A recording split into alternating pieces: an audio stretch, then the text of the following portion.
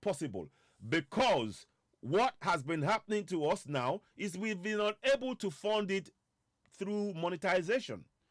And one of the things that I have to be very honest with everybody watching us tonight is that I am loath to begging for go and asking people to donate money to do things. It is much better that we on the platform, if we were, I felt that if we could use some of the money for monetization to be able to print out leaflets, send out videos, send out things to raise awareness from within our communities, that would have been a better approach. That was the plan. Now, when the issue is not Satan thing came about, and I've been following for a while, then we really understood the enormity of the task before us. And that is why I had to sort of take a little pause and a step back, just a tiny step, to address our spiritual self. Without connecting to ourselves spiritually, we can't achieve Yoruba nation. That is my strongly held view. I will say it in Yoruba. I would be talking in Yoruba right now, but I can't do it because Facebook have given me specific instructions. I'm going to show you on the screen in a minute.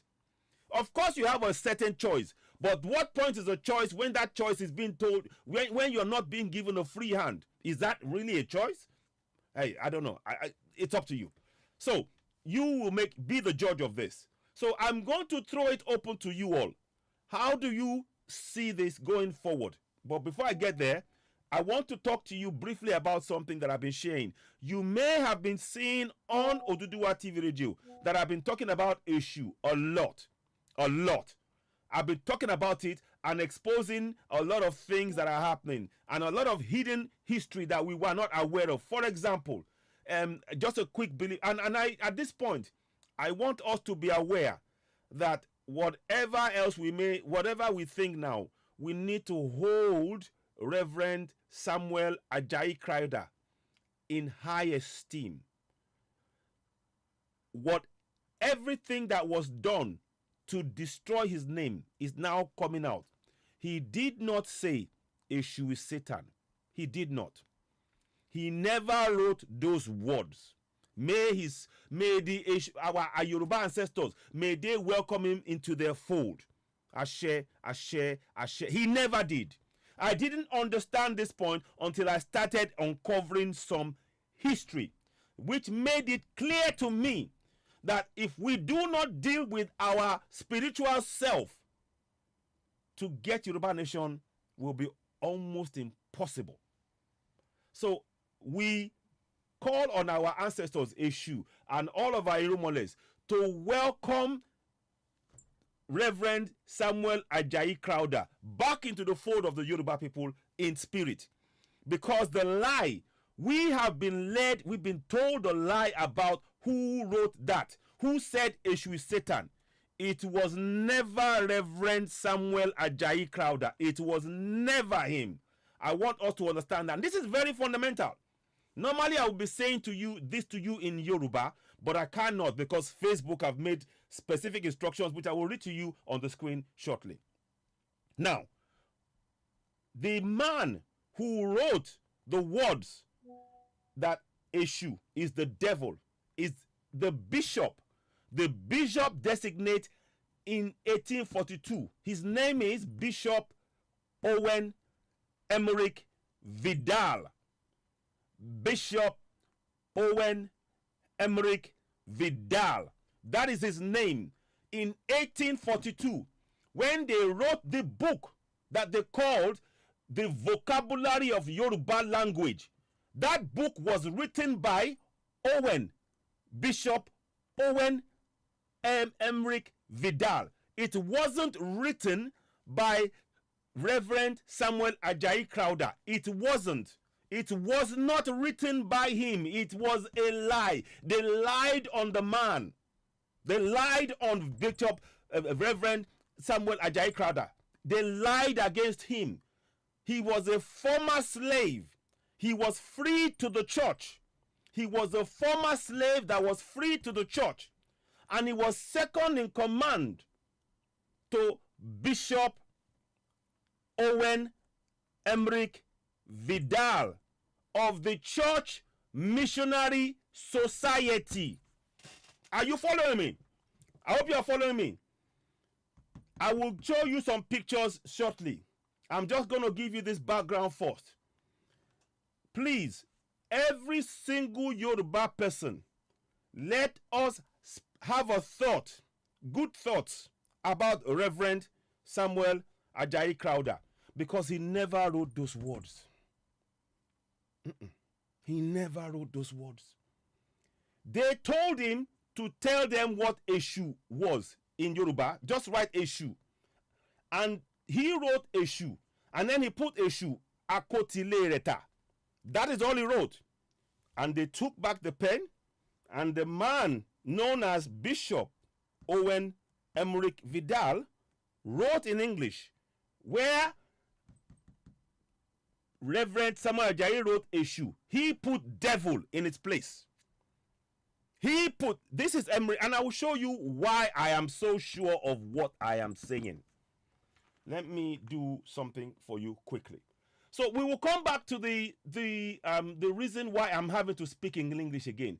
Facebook have basically told us to get any chance to be able to have anything to do with monetization, this platform has to be speaking in English only. So please, whatever you can do to help us, there are options.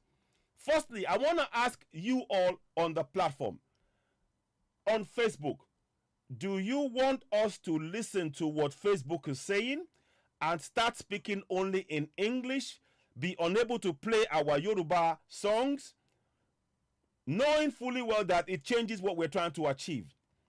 Because what we would need to do, the reason I'm asking this is because, fine, we can do that.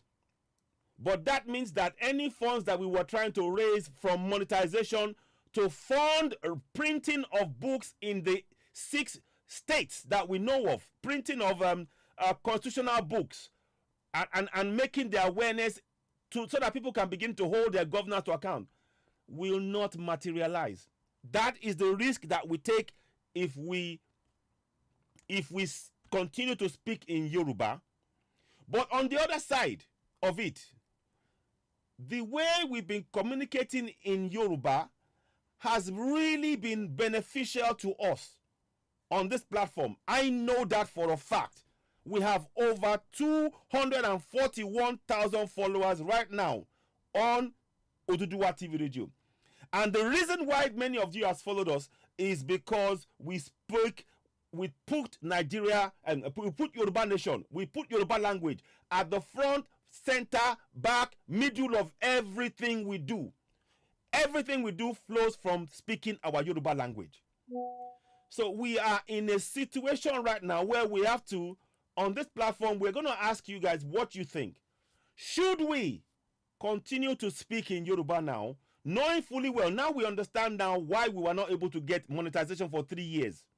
For the 3 years that we've been doing this broadcast, we've not been able to get consistent monetization because Facebook, because they said they didn't know what we were saying, they didn't want to pay us for 3 years.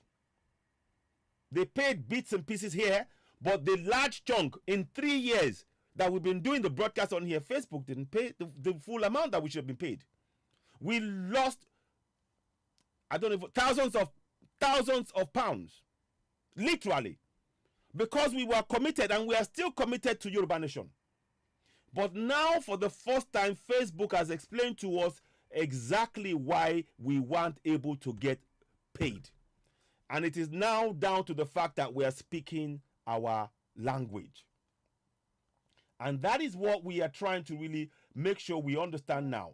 Now, I am not one of those people that will sell what, that will give up on what we believe in.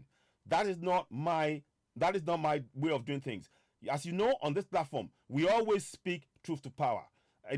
However much it is painful, it is the truth that we must hear nonetheless. That is what we do. So please do. Many of you would have come on tonight expecting me to speak in English, because that's what we do. That is what we are known for on OduduwaTVRadio. All of our broadcasters, myself included, Amoba, Lady B, Amoteku, and all that, we all speak in Yoruba language, and we are proud of the language. It is something that it reminds us of who we are. It is like a river forgetting its source. When we don't speak a language, that river will run dry. So we don't want that. But we are at a crossroad now. We are at a crossroad. And we are trying to work out how to navigate this crossroad. I'm going to now, before I go forward, let me show you something quickly about the book, about late Samuel Ajayi Crowther and the lie they told against him. And I want us all, please, when we think about, share this to every Yoruba person we know. Please, Reverend Samuel Ajayi Crowther was used. You know, we have a, I don't even know if I can even say this again, because Facebook, the way they spoke to me tonight, I was just like, I was like, okay, I get it. But I wanted to share it with you guys firsthand. As soon as I finished the discussion, I put some words out to tell you this is what they've said. And that's why I asked a question, what are your thoughts that you saw on the earlier a note that I left on the page? And that is why I am speaking in Yoruba. So I wanted to apologize. I want to apologize to everybody tonight that's been watching me, that you're watching me now. I am sorry. I'd like to speak to you in Yoruba fully. But because of the instructions that have been given to myself on our page by Facebook, I have to abide with what they told me, which is to speak only in Yoruba in English from here on. And that is a difficult thing to, yeah. We can translate it to Yoruba. We need to speak in our... Thank you. Taiwo Banuso, thank you very much. So these are... But this is... Now, I hope... there are things that I want to do. In the meantime, as I'm saying this to you, I really want to urge you to go to our YouTube page. Let me put that up as I speak to you. I'd like you, all 241,000 of us watching right now, please go to our YouTube page, OduduwaTVRadio 2, and subscribe. Because we can, on YouTube, we can speak in Yoruba, and we will be doing our broadcast on there. That's what I would suggest right now. Because we need to still be able to do something here on Facebook. We will do things on Facebook, and I would also be promoting the Oduduwa TV Radio website that we have as well. I've not pushed that a lot. We've always had it. It's just been so busy with so many things, I've not really pushed that. So a lot of our videos that's going to be in Yoruba will be coming out on YouTube and Oduduwa TV Radio website, admin and OduduwaTVRadio.org. You will see that as well. But the first place that we want you to go to is to subscribe to us on YouTube. Let me show you quickly where that is going to be. So let me do this first. Get the YouTube out, and you can see it on the screen. Literally go on YouTube as I speak and subscribe, because we cannot trust what Facebook is going to do next. If we don't comply, they may not only not monetize, but they will keep the numbers down. That's what's been happening on Citizen AY. On Citizen AY, they have kept my numbers down because of however what the views that we held, they didn't feel it was in alignment with them. They kept the numbers down. And that is what they are now doing on Oduduwa TV Radio. So I am not so sure that even if we are speaking English, that they will necessarily allow it to grow. And they definitely will not play monetization, So let me do this for you. Please go to, thank you very much. Somebody just said, shit too, Kenny. That would be better, sir. YouTube, Instagram, Twitter. Yeah. So please, I want you to go to this, you can see it on the screen. Go to Oduduwa TV Radio 2. You can see it on the screen. I'd like you to, we are only 186 subscribers on there. I'd like you to help us grow that. By the close of play today, by the time I finish the broadcast, I would like to see 200, 250, and be sharing it as we're going along. Because a lot of what we're doing, I want to talk to you all in Yoruba right now. I am itching in my mouth to speak in Yoruba, but I can't speak because I have to remember what has been done. And this, what I am experiencing now, I don't want to say everything that I need to say, but you can understand what this means. You can understand what this means. When we are at the point at which we are trying to get our people to know the constitutional language in their own local language, it is at that point that Facebook decides, no, you have to have only English on your platform. I want you to think about that. At the point at which we were beginning to put a plan in place, whereby we wanted our people to know the Constitution in their own local languages, it is at that point at which Facebook and the platforms now decide, no, you have to speak only English. Think about that. Let us think about that. So please, I will be putting this up now and then every few minutes. Don't forget, Oduduwa TV Radio 2, and subscribe. You know, this is not just about Facebook alone or YouTube. You know what YouTube has done to us? We have a platform, Oduduwa TV Radio. We have 10,000 subscribers. They've demonetized that also. Yes. They have demonetized it also. So we don't have to. I've tried to, again, all of this happened in the last few days. I recognized and I tried to get them to switch it back on, and they are not going to switch it back on. So rather than try to say anything about Oduduwa TV Radio, we have Oduduwa TV Radio 2 ready, up and running. Please subscribe. Help us grow that platform. We will be doing, okay, share your, yes, I will do that. I will do that. Thank you very much. Thank you. My brother, you're telling me to, in fact, good thinking. I was just, I'm just so involved in what's going on. And I appreciate you all. Please do bear with me. And I do apologize that I'm having to speak only in English. I'm only following the instructions laid down by Facebook. Sorry. So let me do this now. Please subscribe to Citizen AY on YouTube. So let's do this now.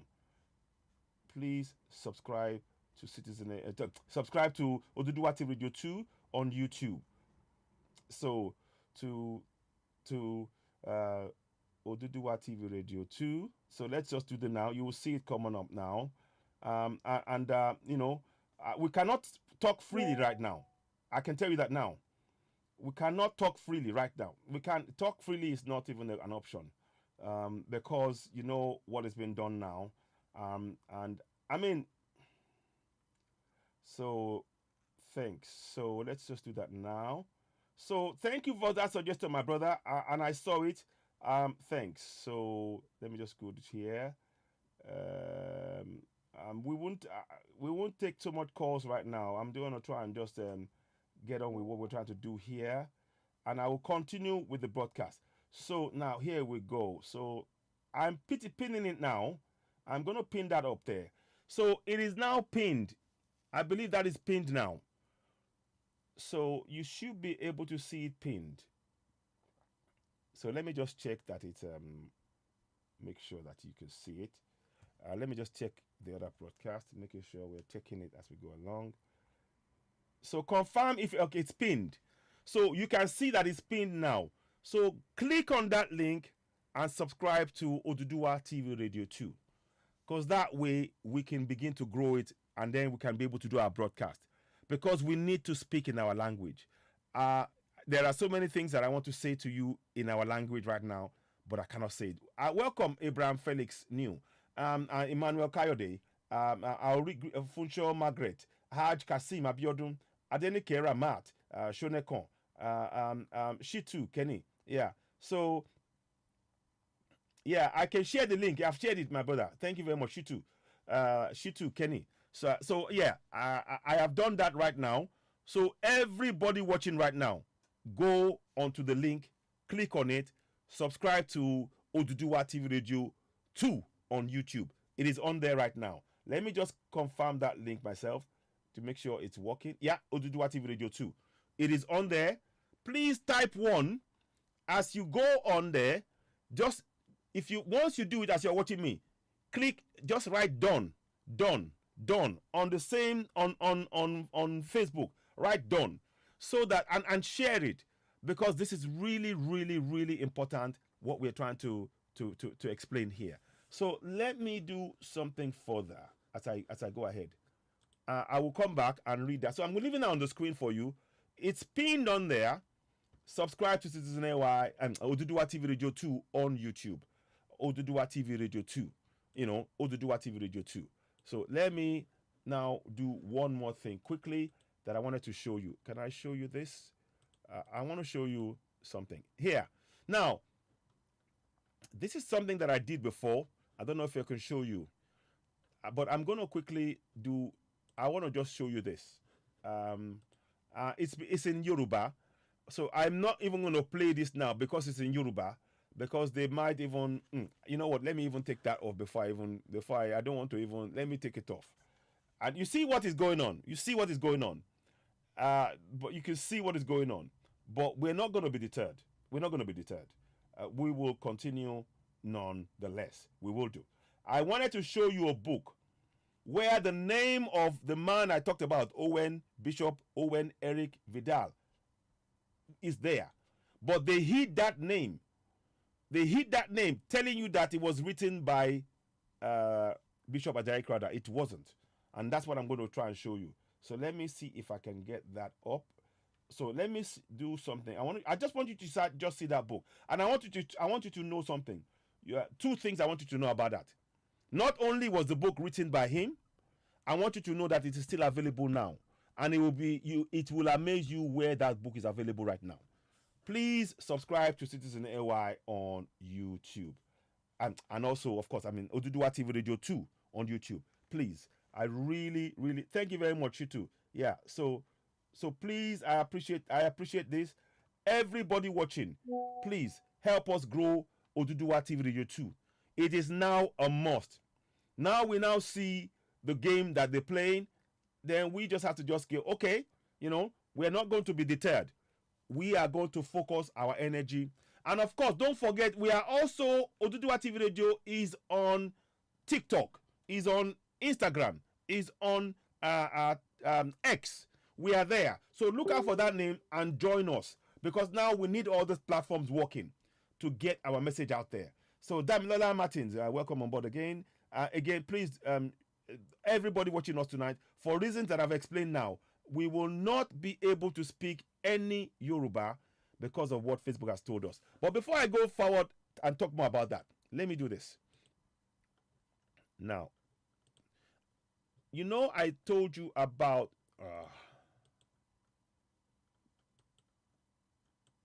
let me see if I can get this right. Can I?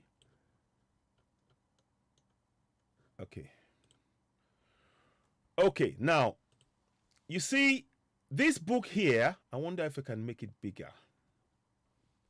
Can you see? I want to see how much you can see it. This book here, you see, it says Owen, the name there, Owen Eric Vidal. That's his name right there. That is a bishop. They've taken the name bishop away. So you won't be able to, they're clever. You won't connect it. That is Bishop Owen Emerick Vidal. But look at the name on the book. The name of the book is called A Vocabulary of the Yoruba Language. That was written in 1842. They've taken away the name of the letter, the position of the writer, which is the bishop. They've taken it away. So you just see Owen Emerick Vidal. So you will not connect it. And what is worse, the book is on Amazon right now. That book is on Amazon right now. The reason why I am showing you this is for you to know that this book was not written by Reverend Samuel Ajayi Crowther, as they have stated before. May we call on Eshu and our Irumoles to welcome Reverend Samuel Ajayi Crowther with open arms, and we ask them to receive him, because the lie, the almost 200 years old lie, is now being exposed. They lied in 1842.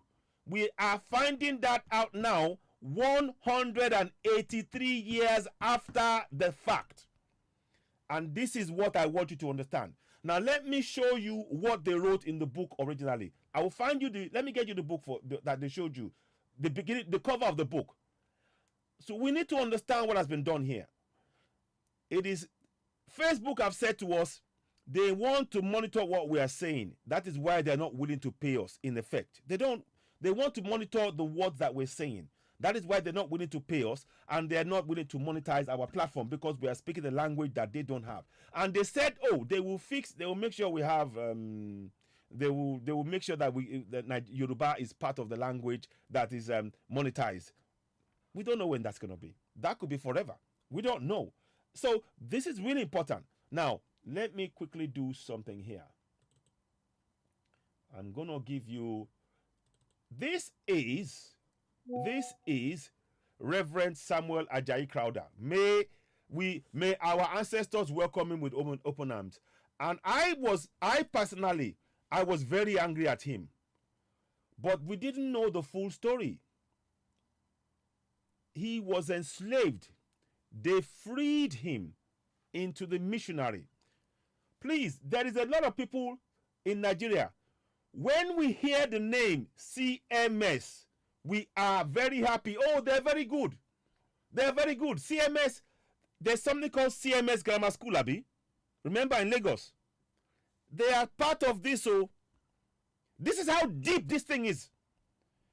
You know the CMS Grammar School for girls. You remember? In Lagos. They are part of this sinister group that made us believe that Eshu is Satan. They are part of it. That is how deep this is. So when you hear the name CMS, people will you think good things, but what they've done has been really sinister, very sinister.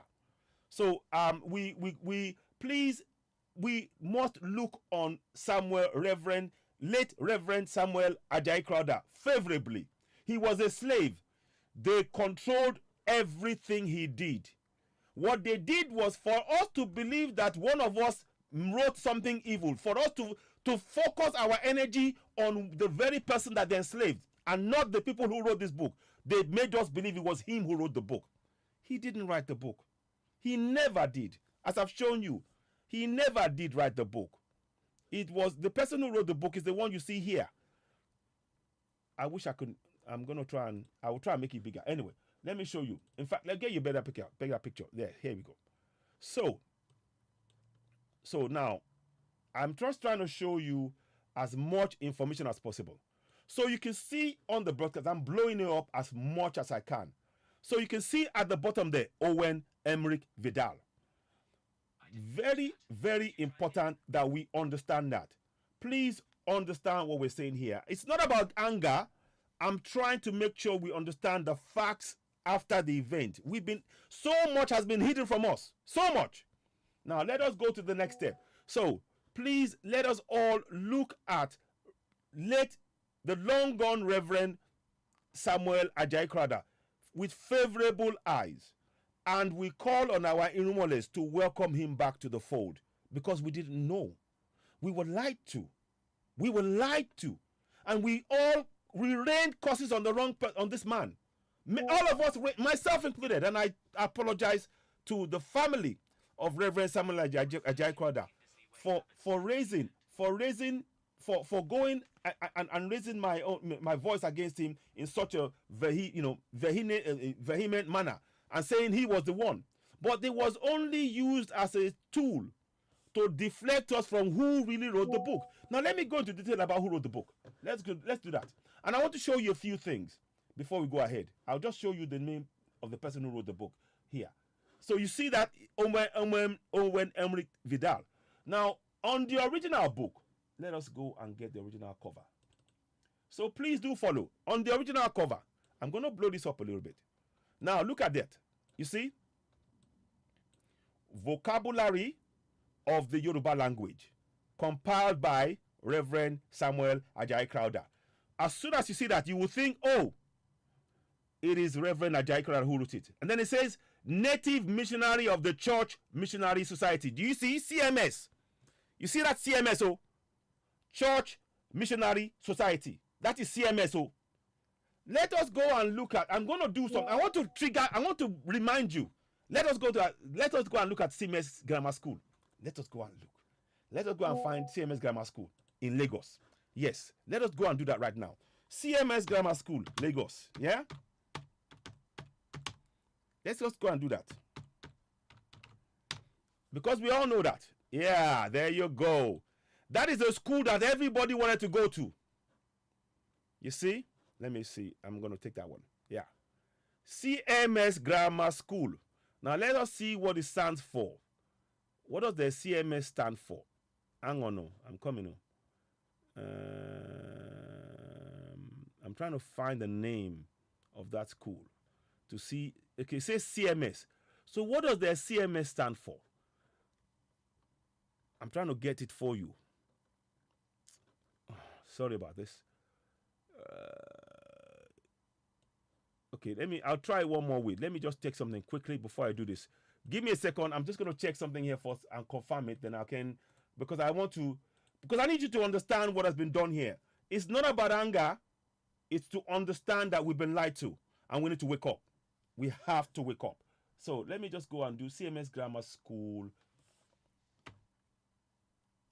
CMS Grammar School.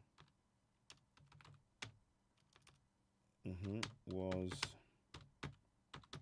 of church missionary, yeah, missionary society. Yeah, let's have a look. Yeah, thank you very much. Here we go. I needed you to see this yourself. You see, I want you to look on the screen. I wanted to do that because I didn't want to say it without, So, the CMS Grammar School in Lagos, I hope you're following. Badagry in Bariga, a suburb of Lagos State, is the oldest secondary school founded on 6th of June 1859 by the Church Missionary Society. Can you see that word there? I hope you can see that word. Hang on, I hope you can see that word. Are you seeing that word? I'm trying to see if I can highlight it for you. Yes, you can see that word. Can you see that word there? Can you see church? The one I highlighted, can you see it? Church Missionary Society. Now let us go and look.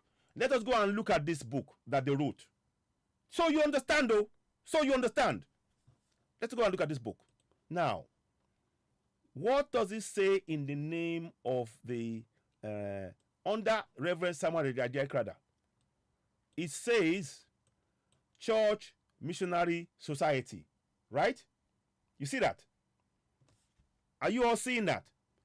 That's the church, the same church that brought that. So when we thought our kids were going to very good schools, missionary schools, we were being pumped with lies. And I will explain those lies to you in a minute. Now, you see, it says here, native missionary of the Church Missionary Society. Native missionary. Now, the name of the man who wrote the book was Reverend at the time. O.E. Vidal, Owen Emmerich Vidal, Bishop Designate of Sierra Leone. You see that? Bishop Designate of Sierra Leone. So I hope you are following what I'm saying here. I'm going somewhere and I will show you what he wrote. So the man that they're talking about here is the man that wrote this, that is the one who is getting the book now on Amazon. This book is on Amazon.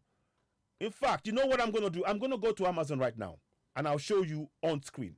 I don't want to even assume it. I'm going to show you on Amazon yourself right now. So you will see it. So let's go to Amazon. Yeah? Let's go to Amazon. Because I want you to see all of this stuff. Then we'll come back and talk about Facebook properly. Now, Amazon. So let us type in Owen Emmerich Vidal. So let's type it in.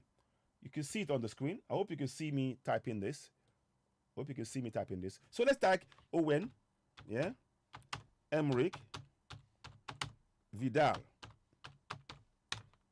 So that you know so I want you to know I'm not lying. This is not, I don't come here to lie to you.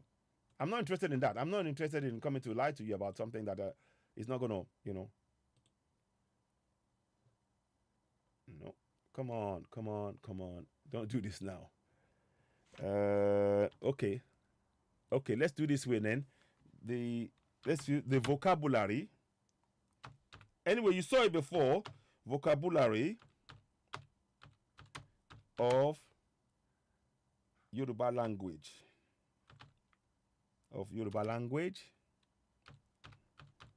Yeah.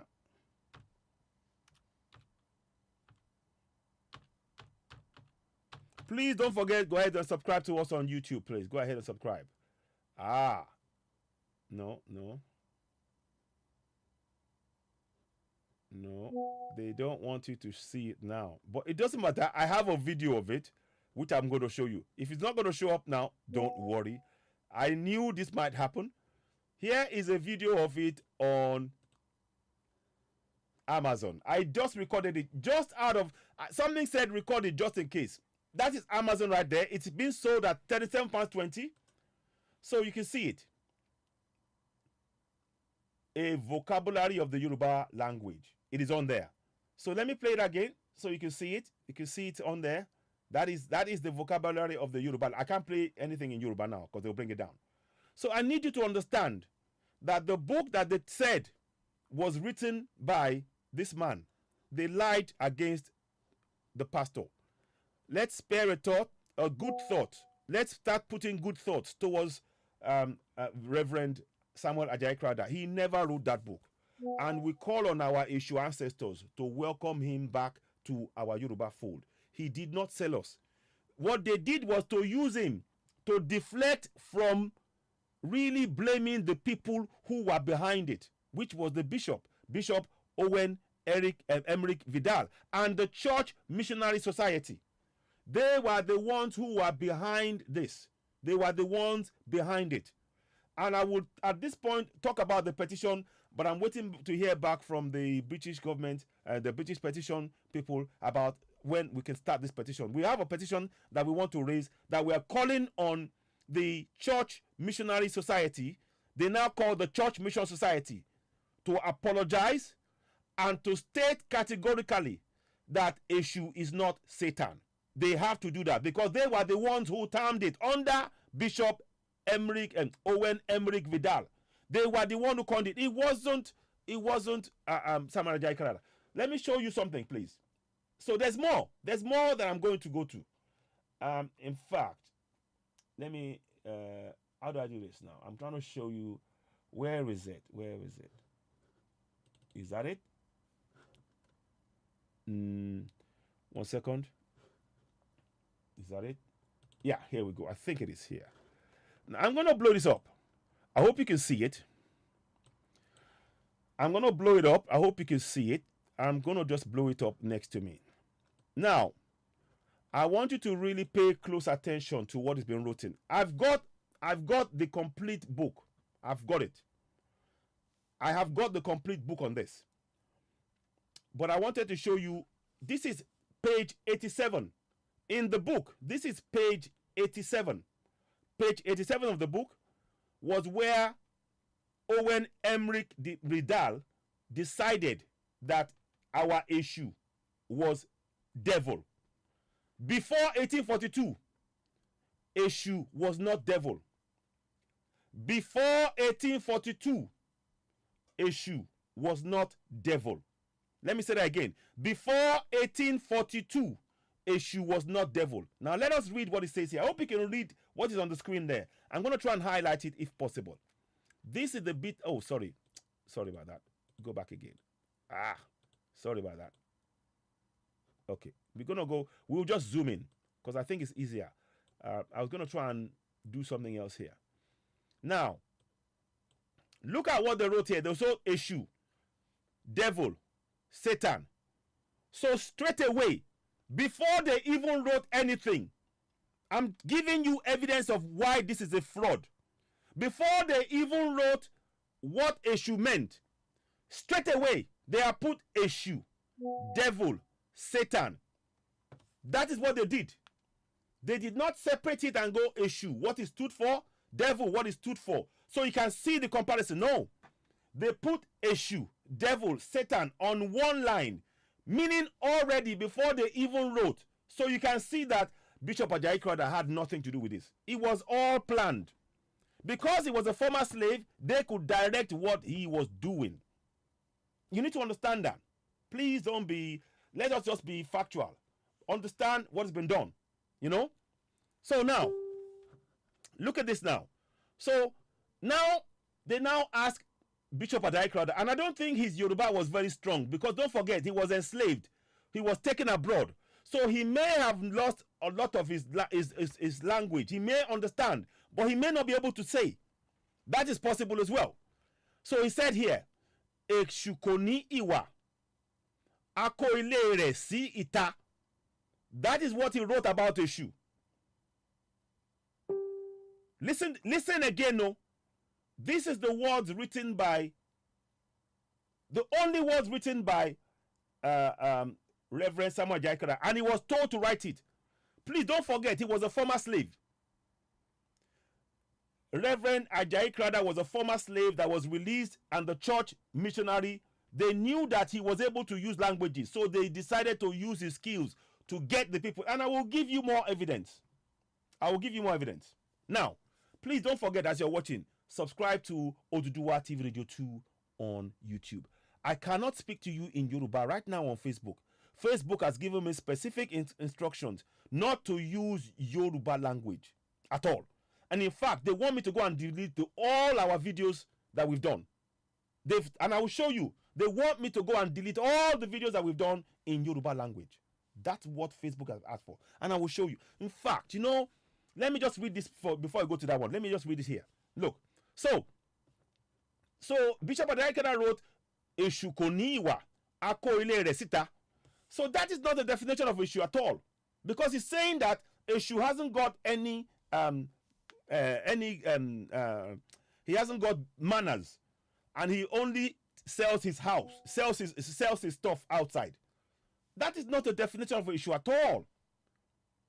And then this is the bit I want you to focus on. Owen Emmerich Vidal wrote these words. It wasn't Ajayi Crowther.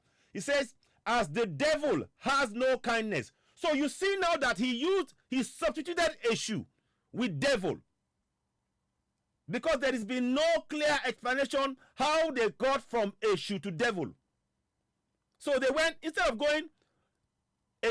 writing as the Èṣù has no kindliness or disposition, his house is made for him in the street by itself, he put as the devil.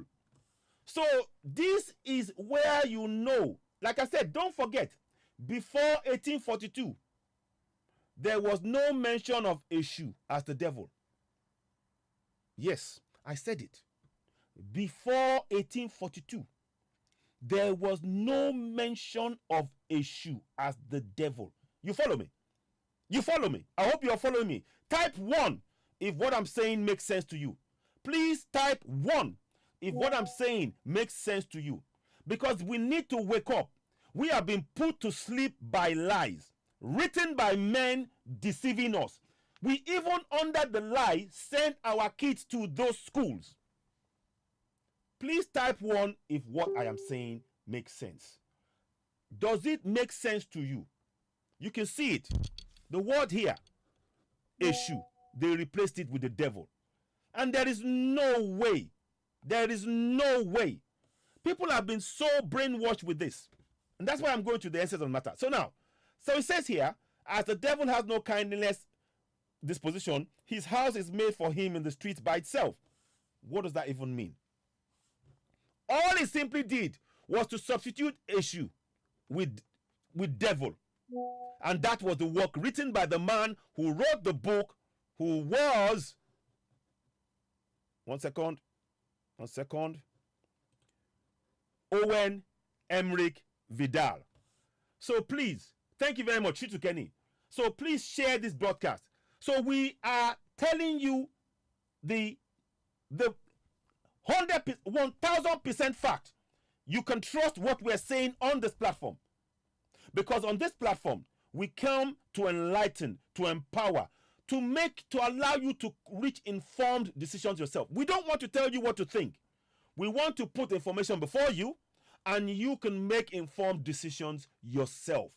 That has what, you see, our society, what has been done, because they took away our ability to communicate in our language, using a foreign language in our land, it meant that they has controlled our thinking. They've separated our minds into two. One section of it is to work with among ourselves. The other part is to listen to instructions. That is it. And we are trying to break that down. That is what we're here for. So you can see now that Owen Emmerich Vidal, yeah, is the name of the person. So please pass this message on. We need to welcome into our hearts the former slave that they enslaved, the black man, a Yoruba man like you and me, Reverend Samuel Ajayi Crowther. He didn't do anything. They lied against him. They used him to cover the tracks so that we will never be able to trace it back to who wrote it. We now know. Please share this. So the man who wrote this is Owen Emmerich Vidal. I am still till today trying to source his picture, but I've not been able to get his picture. But mark my words, I am doing some digging. And when I find those pictures, believe in me, I will share it with you. But for now, that is his name. And what is more, I will show you something more as we go along. So this is very important. Now, let me go to the next bit of it before you go. I want you to really understand that they did a number on us all. Us all. Now, one of the things that they wrote, sorry, let me go here. One of the things that they wrote, please, I want you to understand, this is in 1852. The book was written in 1842, and it was republished in 1852. So that's why you will see this now. Now, let us show you this again. How can I put it? So, I want you to listen to the words that they wrote in this book. This is the book called The Vocabulary of Yoruba Language. And listen to the words that they wrote in the book. And this was written by the Church Missionary House on the April 12th, 1852. Listen to the words, oh. The work is now sent forth with prayerful hope that he may do much in God's hands towards facilitating the progress of the gospel in a land which has peculiar claims on the efforts and sympathies of England. What has England got to do with Yoruba land? Why are they mentioning sympathies of England? Shouldn't it be the people?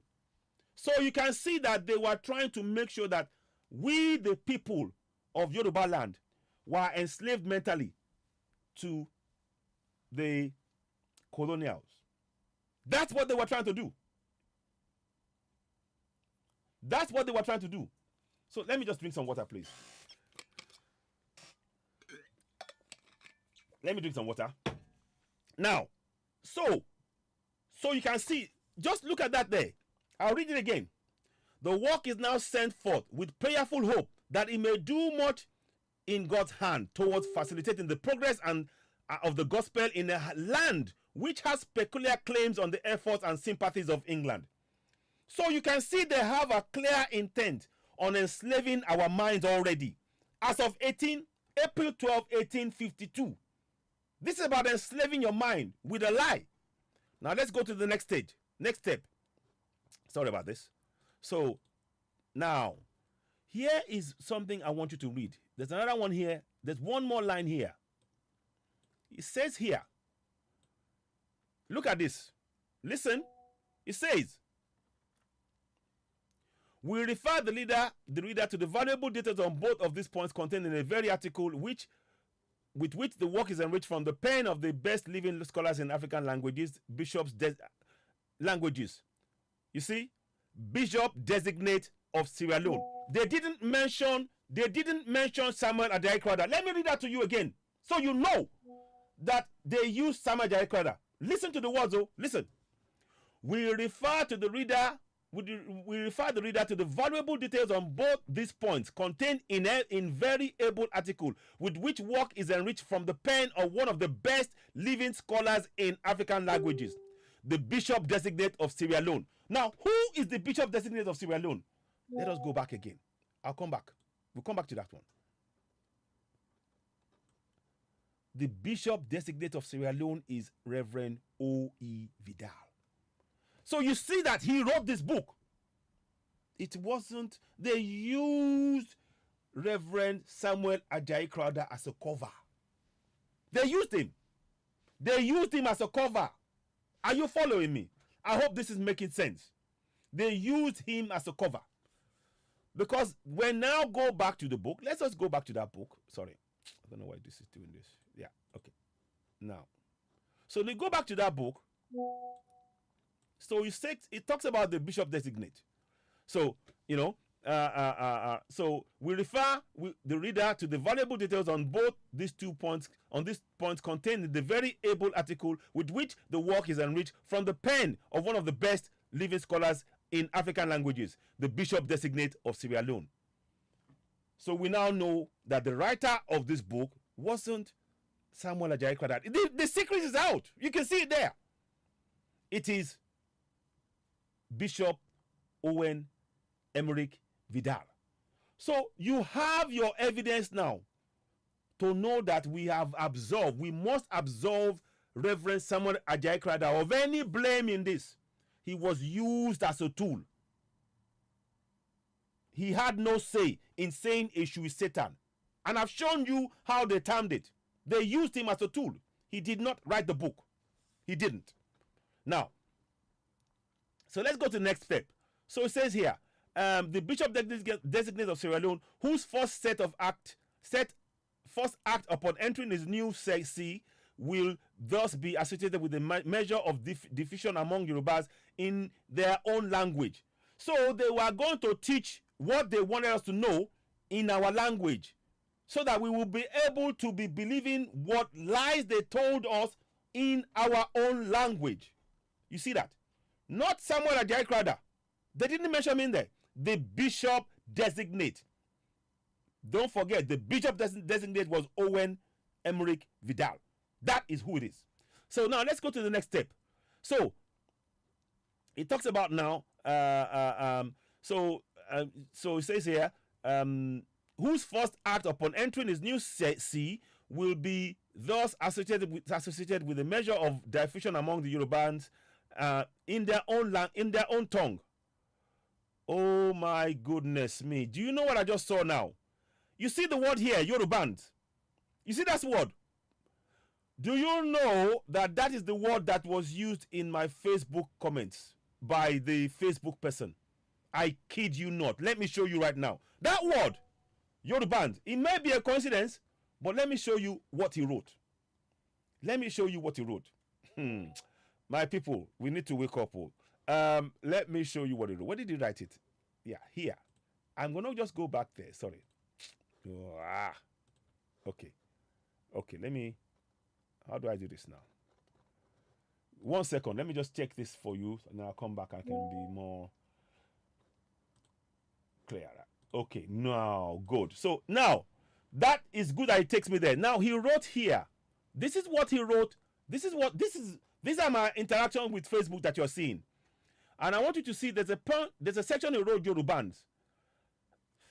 And it's interesting that it's now come out in the same way. Let me see. No, not that one. 1 second. I'm going to read it to you. Just bear with me.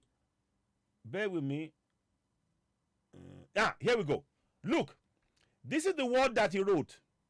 So he said, for me to speak only in English, what I suggest is to create new posts that only include English language continuously, and remove or delete your post that includes a Yoruban language.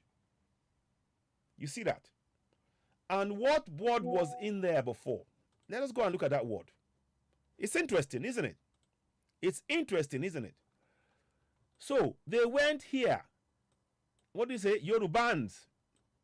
You see that? It's very interesting that he wouldn't have said that without knowing something. I don't know. So I'm just giving you that there's a connection. There is. But anyway, park that to one side. So now, so the object of writing this book, and the book is called The Vocabulary of the Yoruba Language, was to get us to believe in the lies that they were going to tell us about, even ourselves. That was the object of it. To benefit the colonials. It wasn't about religion. It's about using us to subjugate our land to their aims. That's what it's there for. So let me read to you one more thing again. So, and it says here, Yorubans in their own tongue, and of that let me read this to you. Let me read this so you understand. It says here, the bishop designate of Sierra Leone, whose first act upon entering his new see will thus be associated with the measure of diffusion among the Yorubas in their own language, in their own tongue, of that sacred word. What did I tell you? They wanted to make us believe in the lie that they were going to tell us. You see? Let us start for the meanings of Yorubans. We will start for that. Okay, let us start for it. Let me search for it. Okay, I will do that. In fact, as you ask me, it might give us some, Yorubans. What are Yorubans? Yeah, let me go. Somebody asked a question. What are Yorubans? Yeah.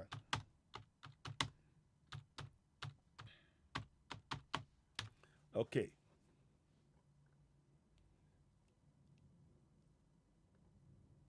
Okay, it seems like they are Yoruba. Oh, what are your Yorubans?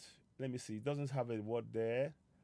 It seems like there's no word like that, but it's interesting that that word, it doesn't show it on here. You can see it. I'm looking on Google, and it doesn't tell you there's no Yoruban as a word, but it is definitely a word that they've used. So I hope that gives you some sort of clarification. If you do have any more research that you're doing as well, do share it on the broadcast, and I will endeavor to share it as well. But it's good to ask questions, and we try to answer that as well. Now, so there's one more thing I want you to do before we go ahead on this now. So here, again, remember, the book that came with the lie, A Vocabulary of the Yoruba Language, Reverend Samuel Ajayi Crowther, as the so-called compiled. He didn't compile it. It was written by this man. We know that. It was Vidal. They used Ajayi Crowther as a cover so that we will not blame the colonials. We will blame one of our own. That is what they did. They want us to blame one of our own. So let's go to the next bit. Let's go to the next bit. I wanted to show you something more. No, not that one. There's one more thing I need to show you. So you can see now, it says on here, Church Missionary Society. You see that? That's in their library. That was in their library. And this was in US. This was in the US, I think. Yeah, it was in California. This was in California. William Bascom, Director of Museum Anthropology, California. It's in California. Yeah. But anyway, let us go to the next thing. Let's go to the next thing.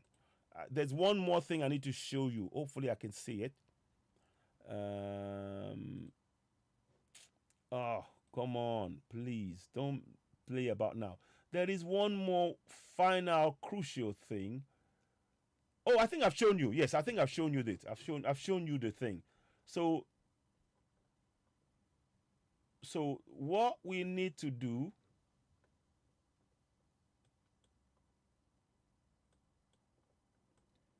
so this here is what you need to understand. This is where the lie that they told began. It wasn't there before 1842. That was when they lied to us. So you can see now that issue is not devil. How can you write issue, devil, Satan, and then from then onwards, that's what it is? How can you write that? Look at the words on the screen and tell me, do you agree? Somebody writes this down, and then they say from henceforth, issue is Satan. That is all they wrote. And they start telling you the story to repeat it in every church, in every mosque, in every place. This is where the lie came from. This is where the lie came from. So, in closing on that matter, I hope we now understand what has been done. I hope we now get a clear understanding that they really came with a plan to take it over, to make us believe in the lie, and to work for their benefit using language. So we mustn't blame Bishop Ajayi Crowther. May his soul, rest in peace, and may our ancestors welcome him back. They used him. That's the point I'm trying to make. He was used. He was used. And we need to be very, very aware of that fact. He was used. So please, I need you to share that. Now, let us now go into what Facebook wrote. So we now know. This is why I say to you that issue is not Satan. Let me just re-emphasize that point. We are very clear. We are trying to do something at the minute whereby we are going to raise a petition. I might try and show you the petition once I get the go ahead. There's a petition that we're writing to the British government, that British Parliament, that the British Parliament must apologize for their role in saying that Eshu is Satan. And the church, there's one more thing I need to show you. The church was called the Church Missionary Society, right? It's changed its name. And I want you to know that church now. You may not know that church. You may not connect it. The church is called something else now. And I'm going to show you in this podcast. Let me show you the name of the church. So that was Bishop Ajayi Crowther, which man we should view with, we should really respect him. Now, let me show you one more thing before I proceed. I need to show you something. So the Church Missionary Society, what is it called? Let us go now. Do it now.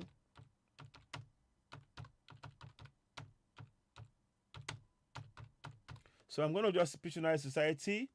Yeah. So look, the church, home of the church, they are now called, see, look in there, Church Missionary Society. Can you see that? Can you see that? I hope you can see that. The church, let me blow it up. Can I blow it up? I can blow it up. Okay, hang on. Yeah. I want you to see it. You see? Church Mission Society. Now, they are called something else. They were formerly. You see, when I type Church Missionary Society, this is what happens. They are now called the Church Mission Society. So, many of you may be going to church. If you see this body now, they are known as formerly the Church Missionary Society. So, let me see if I can get their history. Let me get their history for you. Let me go and get their history for you properly. So, here, and then... now, let's find the founder of the Church Missionary Society. Good question. Okay. So, this is the founder, Clapham Sect. Founder, Clapham Sect. It doesn't tell us who. Okay. So, evangelical, Anglicanism, Ecumenism, Protestant, Missionary, British Commonwealth. So, you can see that this is, I'm telling you, we are going into real deep dive now. We are going into real deep dive of what the foundation of this CMS is. That's what you're looking at. Yeah? Now, let us go and look at this one. Church Mission Society. 1 second. I want to just try and find, yeah. Now, here we go. You see? So, the Church Mission Society is now Church Missionary Society. The Church Mission Society now was formerly Church Missionary Society. So when you see that now, you will not connect it, but they are connected. You see? Are you following me? And no doubt, I bet the funds, the book that we talked about in Amazon, let me check it again. No, not that one. The vocabulary. Let me just check this again. Vocabulary. The vocabulary of Yoruba language. Come on, do that again. I'm trying to find it for you. On it. They won't let me show it. I don't know why. But anyway, it will not be, it's not going to show here. But rest assured, we will keep looking. It will probably reload up again. The reason I'm showing you that is so, you need to know that they are benefiting from it. So when you see the Church Mission Society, know that they come off from the Church Missionary Society. So you may even be a member of the Church Mission Society and not know this history. You need to know it. You need to know this history. You need to know that they were the ones who came under the auspices of Bishop Owen Emmerich Vidal and lied that Eshu is Satan, that we've now proved conclusively that there's no way that Eshu is Satan. And we need to stop. We need to dispel it. That is how our psyche is being destroyed collectively within our communities. That is why we are fighting each other. Because when you mention that now, that Eshu is not Satan, some people will fight you. They will fight you because they've been brainwashed to believe that Eshu is Satan. And we just told you and proved now in words that it is no way Satan. So, so let me just go back here. I want to make that. Now, there you go. So, one more thing I want you to see. You can see the logo, Church Missionary Society. Can you see that? Preach the gospel to every creature. You can see that. 1799 it says here. 1799. So you can see that we are giving you a lot of information here. We are giving you see that? Can you see that next to me there? Church Missionary Society. And to buttress my point again, let us go back here. Let's go back here. So you can see what we're saying.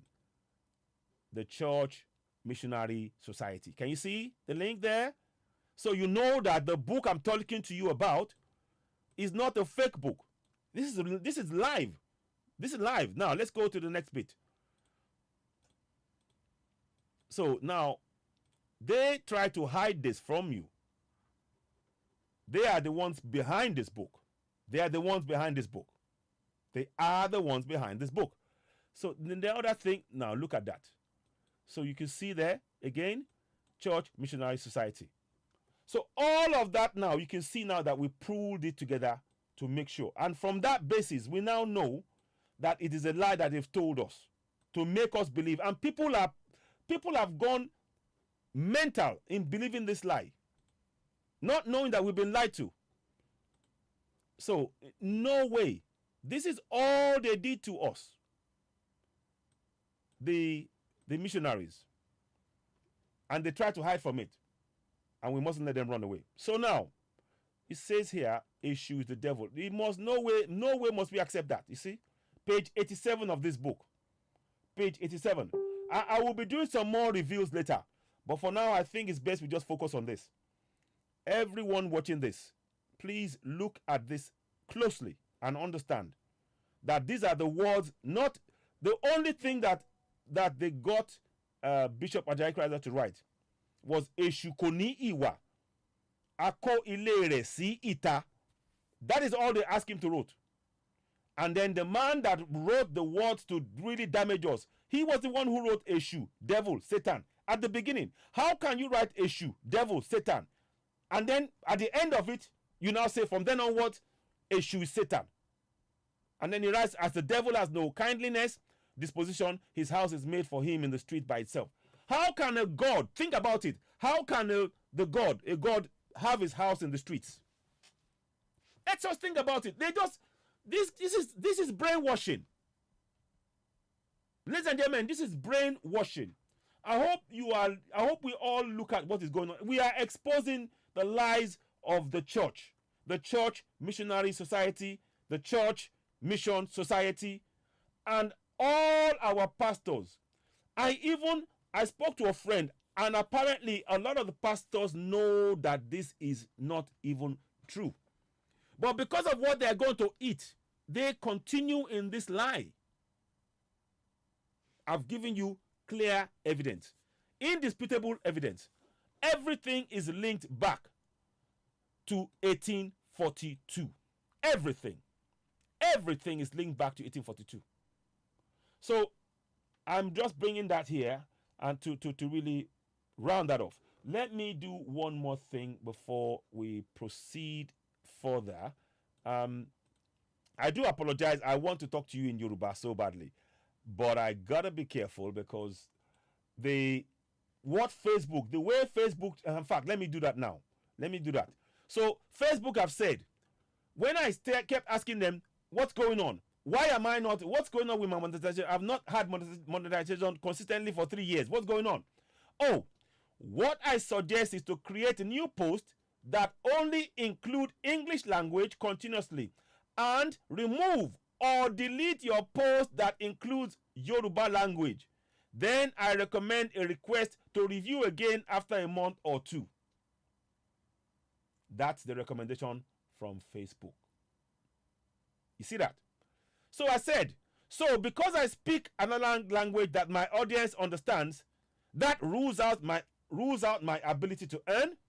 Wow.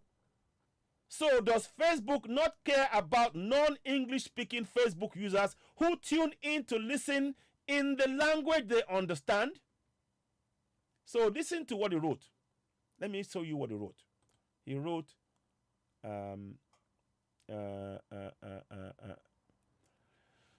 so he wrote here, no, it's not. It's just that the language that you are using is not eligible for monetization yet. Meta is doing its best to be available in more countries' languages soon. So then I wrote back. Then he wrote again. He wrote one more thing. He wrote one more thing. Let me show you. So he wrote, I hope that you understand. We will also need to review the post or video that are shared online. And as of now, the language is not yet supported from Meta. So they are saying that because the language is not supported from Meta, they will not monetize it. That is the line that they've given us. Now that may be so from that point of view. But think what that does to what we're trying to achieve. We are trying to allow our people to know their rights in their language. If we now go back to just speaking English, what does that do to the drive that we are trying to go for? To encourage our people to be proud of speaking Yoruba language, to be proud of expressing themselves, to begin to hold their governors to account. That is why we say to you, please go and subscribe to Citizen AY and OduduwaTVRadio on YouTube. And it's Citizen AY as well on YouTube. Go ahead. Do so. Because on Facebook from now onwards, the only way I can see forward is for us to speak in English on here and speak in Yoruba on YouTube and other platforms. That's the only way I see forward. So, the other thing he said is that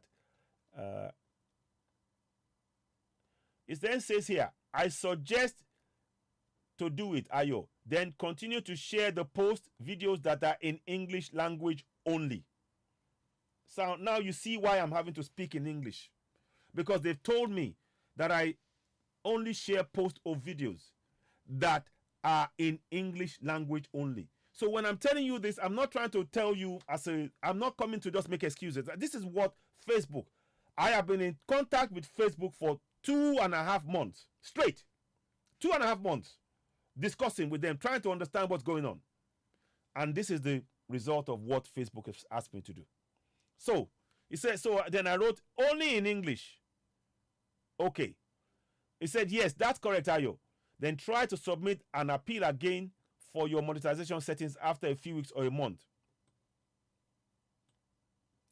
I already reviewed your page and it shows that it is the only reason your page was not eligible for monetization. So just continue posting video that is only in English, okay? I'm hoping as well that the eligible language will expand in future. So I am coming here to give you really clear, concise reasoning as to why the broadcast that we'll be doing from here on, if with your support, of course, is going to have to be in English. Because without that, because we need to do two things. It's not just about we've not been monetized for 3 years. We haven't. The work that we've been doing, myself, Lady B, Omoba, others, we've got small amount here and there, but it's covering running costs, literally running costs. The websites, the monthly fees, all of those things, it covers those costs. But to actually be able to plan and other things, it's not covered that cost. It's something that we've been bearing ourselves for 3 years. And I only think that if we're going to do something to really impact our community, seeing that our governance is not doing it, it is right for us to consider exploiting the possibility of using monetization to cover some of the costs that we will incur when we start trying to print documents out, trying to do programs in a community to deepen the knowledge in our own local language. That is what I think. I don't know how you see it, but that is where I think we need to go. So this is very important that I felt we needed to come on here and explain in detail what has been going on and what has led us to the point where you are watching me on OduduwaTVRadio, but I'm unfortunately will not be able to speak to you in Yoruba, at least in the short term, middle term, maybe the long term future on Facebook. Now, I want to throw a question out there. How do you all see it? Do you want us to speak only to ignore this and just carry on with Yoruba, knowing fully well that it will hamper the plans that we have on this platform to actually get the constitution completely translated, printed out in Yoruba language and given into our communities so that they can know their powers? Or should we switch to English and then do our Yoruba on YouTube? You know, I want to know your thoughts. Leave your thoughts and community on here. Let us hear from you. Because, you know, without you guys, and I want to take this opportunity to thank each and every one of you. We have over 241,000 followers on this platform. I want to thank every single person that has been joining us, that's been following our broadcast. And we wouldn't have been able to reach 241,000 people without your support. We are truly grateful. We would love to speak in Yoruba on this platform right now, but because we know that Facebook is monitoring what we're doing closely, they are watching us closely. And they've said, you see it on the screen, you know, via your page, it shows that the only reason why your page was not eligible for monetization, it's the only reason is that we are speaking in Yoruba, and they want to know what we're saying, and they want to try and to measure it and everything else and all that. And that has meant that they have for 3 years stopped our monetization. All we've been doing is been going for a drive about Yoruba Nation. But to continue in that struggle, we need to change tack. Now, what we just showed now in terms of the lie that was told in the vocabulary of Yoruba language, making us believe that issue is Satan. That is another big, huge expose that all of us should be sharing right now, because many people have believed in the lie that issue is Satan, and in no way is issue Satan. No way, shape or form. And you've seen many of the videos that I posted, and it provoked debate, and people started asking questions. But we need to know our own source. We have to know our own foundations, and our foundation issue is part of our own foundation. And Owen M. Emmerich Vidal and the Church Missionary Society have no right to label our issue Satan. On the evidence of what we are showing you, they have no right, no justification whatsoever to label issue as Satan. That is a clear way to turn the people against the God of their own ancestors that they believed in. And that is what we're trying to wake us upon. And believe you me, to achieve Yoruba Nation, I firmly believe that that is where we need to start. We need to start with connecting with our issue, understanding who we are, stopping the lie that was put in place from 1842 till date, 183 years, whereby we believed in this lie. And it's time we begin to address it collectively. There's one more thing I'm quickly going to do as I'm in here. I need to get the petition out, so yeah, you familiarize yourself with it. I'm waiting for them to come back to me on it in terms of they were supposed to come back on the petition for a specific reason, but I'll show you. But when the time is back, I want you to. This petition can only be signed by people in the UK, unfortunately, because it's to do with the UK Parliament. But you might know people who are in the UK. Let me see. How can I get this done? Sorry, 1 second, please. Yes, okay. I'm just trying to share information. So you can see that my numbers are down because of what they've done. Now, I'm going to show you the petition. The petition is live right now, but it's still being checked. Basically, the petition, it says they won't publish the petition until it's been viewed. They're waiting. They're reviewing it right now. So the petition is basically asking for the Church Missionary Society and the Parliament to retract the lie that Yoruba that issue is Satan. Let me see if I can show you. I'll show you now here. Sorry, let me show you. Yeah, okay. So I'm going to do this now. So that is the website I'm trying to show you. So the petition, it says that the Church Missionary Society withdraw the false claim that issue is devil. So that is what and the reason why it's being done in the UK is because it's the UK. You remember they talked about England in the, let me show you. Because we need to understand when we're doing things to go to the source. Now, here we go. So if you look on here, it talks about here The work is now set forth with prayerful hope that it may do much in God's hand towards facilitating the progress of the gospel in a land which has peculiar claims on the efforts and sympathies of England. Church Missionary House, April 12, 1852. So you can see, okay, Helen Samuel. Okay, Helen E. Samuel. Okay, that's a very good point that you raised there. Thank you very much. I honestly, it is something worth thinking about. I haven't decided which way or the other, but I'm trying to see how does the thing is we're trying to fund the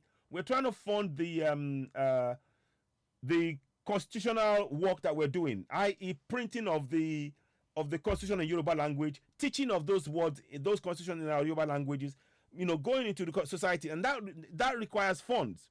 And we don't want to ask anybody for funds. I don't want to beg anybody for a penny. I don't want to go around and say, please give me money for this one. I don't want to do that anymore because we know what's happened with that.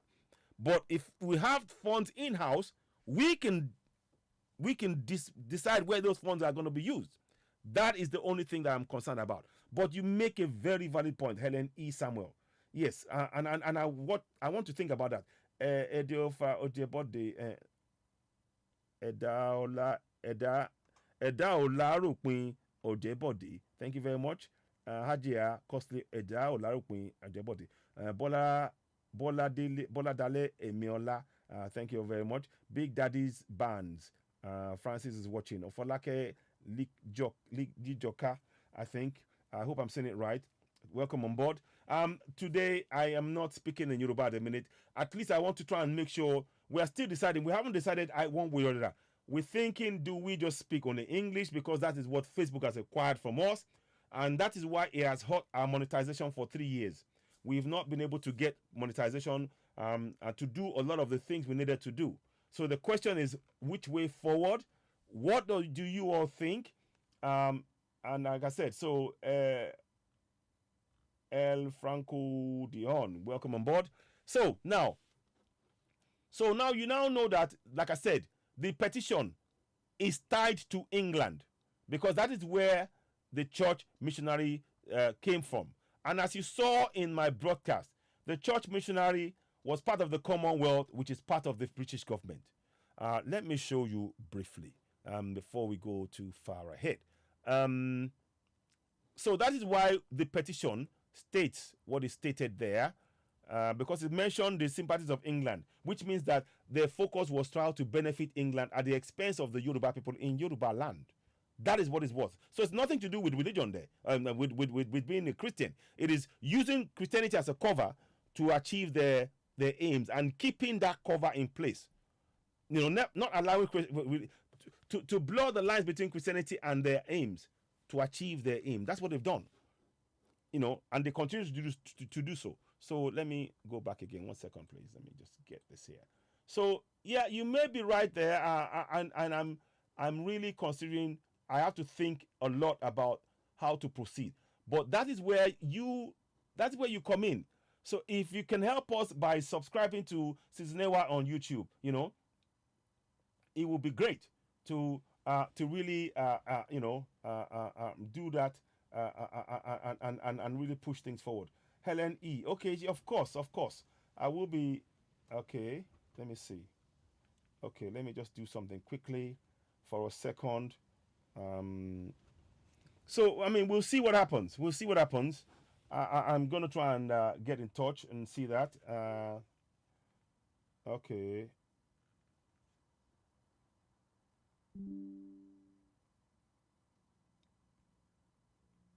Okay, so okay, fantastic. Okay, great.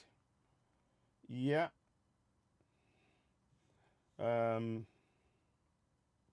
1 second, please. So yeah, we'll be in touch. I'll be in touch, no doubt. Thank you, man. I really appreciate that. I think it's something that we should do. So the plan that we're looking at now is to really make sure that we can, this petition here, once we get the go ahead, let me just check as I'm speaking to you now. I'm waiting for the go ahead for it to clear. Then we can give it full blast. And I will need your support in that area also. Let me see if I've got anything on that. No, one second, one sec. I'm just checking here. Then I will then go and talk about one more thing before we probably wrap it up. But where is it? Where is it? Where is it? Where is it? Okay. Oh no, I can't see anything here yet. I can't see anything here yet. Um. Hmm. Oh, yeah. Okay. So they're still checking the petition, the Church Missionary Society. Don't forget, they also call the Church Mission Society as well. So so again, the claim, the plan is for us to, I encourage them. We have to demand that they withdraw that false claim that Yoruba Nation and that issue is Satan. It is a false claim. I think we've proved it conclusively now, without a doubt, that it is in no way, shape, or form, something that they can hold on to. It is a lie, and must completely, um, we must completely reject it. We need to completely debunk it totally, once and for all, and making sure that this petition is something we can do towards that. I've mentioned the churches, I've mentioned the names, and we once again call on our ancestors on the issue, to please help us, welcome back Reverend Ajay Crowder, because his name is not on that book. And the people who are earning money from it are the family and the Church Mission Society till today, who have exploited and oppressed us with lies. Many of us now believe in this Christian lies that they've spewed out on the evidence of what we're seeing on the screen. And I just there's no other way to say it. There is no other way. The evidence is there, and that's why we're saying we want this petition to be done. But I will give you more updates as to when this petition goes fully live. It is on now, but just wait, hold off for a second. I will give further updates on it, and hopefully we'll carry on in our language. Please don't forget, this is where every time you hear that issue is Satan, know it came from this book. Every time, and this book is a lie. Every time you hear issue is Satan, it did not exist until 1842. It is a lie that's been told, and we need to expose that lie. So yeah, Oguyemi. Okay, thank you very much. Thank you very much. And so we really need to awaken our people so very much. Now, a word about Yoruba Nation. A word about Yoruba Nation. Um, I'm still for Yoruba Nation, please, and I want people to understand that. So let me put this away. Issue is not Satan. Please, let us be very clear about that. Issue is not Satan. And we need to make sure we reiterate that point, re-emphasize that point, and buttress that point. He is in no way, shape, or form Satan. Let me do something quickly before we go too far ahead. I want you to really make sure that we do not allow anybody to dictate our own thought process. Because what they've done is to really make us turn against something that is part of who we are as Yoruba people. Nobody is saying anything. We Yorubas, we're not interested in going and telling Europeans, don't follow Krampus, even though it might be Satan or whatever. We're not, that's what they believe in. In Greece, for example, they believe in homosexuality in Greece. And that is what they've grown up to be. The church now is praying for homosexuality and putting blessings on it, because that's what they know in that part of the world in Europe. And we should not be interfering with that. We should not blame them. That is what they know. We should be allowed to reconnect with our issue, and nobody should have the right to term it the devil. That is what we are trying to really explain here. And I hope people do not take the words that I say here, in a bad way, and actually make you sort of think I'm trying to be combative or anything. I'm not trying to be combative. Sorry about that. I do apologize. So that's not what I'm trying to do. Where is it? Oh, sorry. 1 second. Right. Okay. Sorry. Yeah, we're back now. Okay. So So there we are. So I believe in that because we need to understand who we are. We have to reconnect to who we are, you know. Uh, and when by me saying that, it doesn't mean that I am telling you that you should turn away from what you know right now. But I'm asking you to look at what has been hidden from you. You need to make an informed decision yourself, knowing the facts that we place before you now, for you to think holistically about the whole thing and understand that, particularly if you are from Africa, you sort of doing anything to be part of the process here, other than celebrating with friends, in who are celebrating Krampus and Santa or Satan, which is all interchange, you know, other than celebrating with them, it's not part of who you are. You can never be part of Greece and how they did in what they did in Greece, but you are part of Eshu, and Eshu is not. Eshu brings wealth to people, protects homes, gives you, it helps protect your community. That is what Eshu is. It's a god, that is really powerful in many, many ways. And I'll be bringing people in to talk to us about Eshu in a lot more, knowledgeable way, because I don't know it fully myself. I'll be honest with you, I don't. But something in me told me that I need to understand when people are telling you that something is issue is Satan without no basis and it's a lie. That thing we need to investigate and debunk totally, because it is the essence of who we are. And it is almost like we are being made to run mad when we are being told to ignore the reality of who we are and embrace somebody else and embrace the culture of somebody else. You will run mad. People literally run mad in believing in Jesus, in believing. Did you know that Jesus Christ, the name Jesus Christ did not exist until 1524? It was written by this man. Let me get you. We're talking about things now. I am a traditionalist and I believe in Eshu. Eshu is not Satan. I believe I've given you the basis for you to at least begin to consider that. It is not by force, but I'm wanting us to really look at the lies we've been told, to open our eyes, because that is the only way we can actually help our community as Yoruba people. Now, I need you to understand about the word Jesu that you're saying. You need to understand it, that it did not exist until 1524 by when this man here, let me go and get the name for you. Let me get this name, if I can get it for you. 1 second, is it? I'll just get that for you. Since we're talking about things, we might as well explore a few more things. There's no harm in going to do that now, since we are on air. So I still have a lot to think about. I'm mulling over what to do in terms of this monetization thing and the goal which we're trying to achieve, which is how to empower people in our local languages. You see, our language has got power in it, and believe you me, I think there's more to it than just meta thing alone. There's more to what is being said, but that is something that we will have to discuss in detail when we are on a platform that we're speaking Yoruba among ourselves.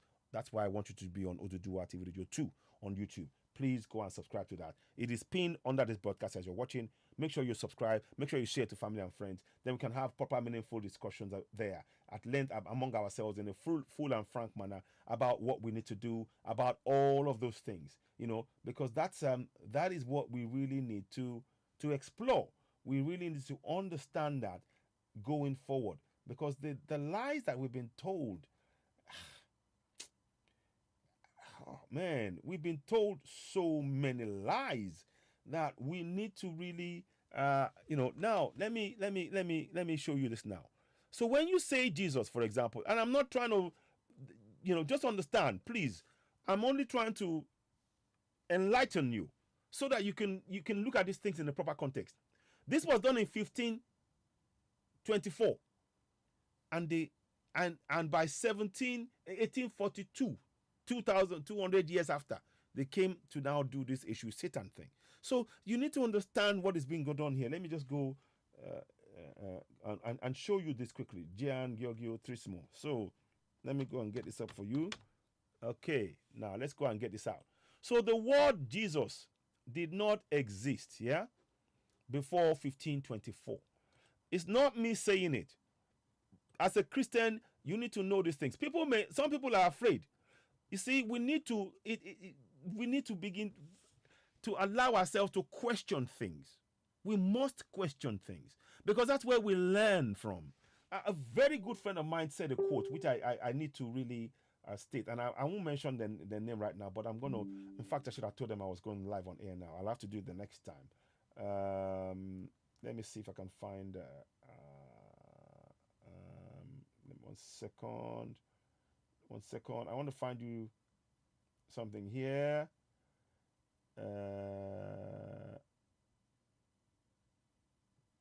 Okay, let me see. Oh, I can't find it now. Yes. Okay. So, one of the things that we're trying to do is when you start talking about things, that when knowledge is shallow, people will resort to insult. And we don't need to resort to insult. We're trying to grow. If you don't know something, say, you know what, I don't know this. Let me go and find out and come back and give you further updates on it backed with evidence. That is what we need to do. Many people, that when we talk about this, some people get very angry when I try and uncover this. But you need to understand that the same people who are telling us about Jesus Christ, they are the same ones who came to our land and tell us that our Satan and our issue is Satan or devil, and which is not the case. So we need to, if somebody is going to say that to you, shouldn't you explore where they're coming from and their facts as well? I think we need to do that. That is the kind of discussion that I'm hoping that we can have among ourselves. I mean, I'd love to be talking about this in Yoruba. Yeah. So let me.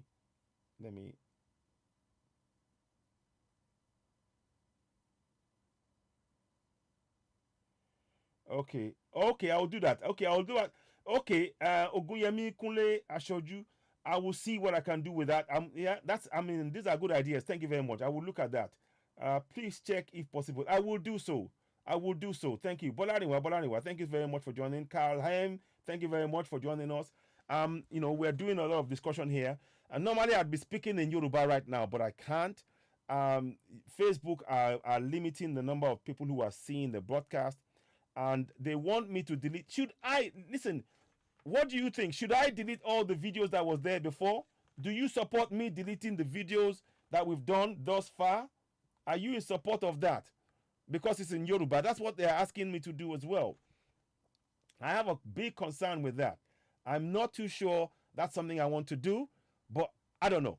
Anyway, that's a question by the side. So now, for those of you who say Jesus Christ and all of that stuff, let me show you something, please, just so you know.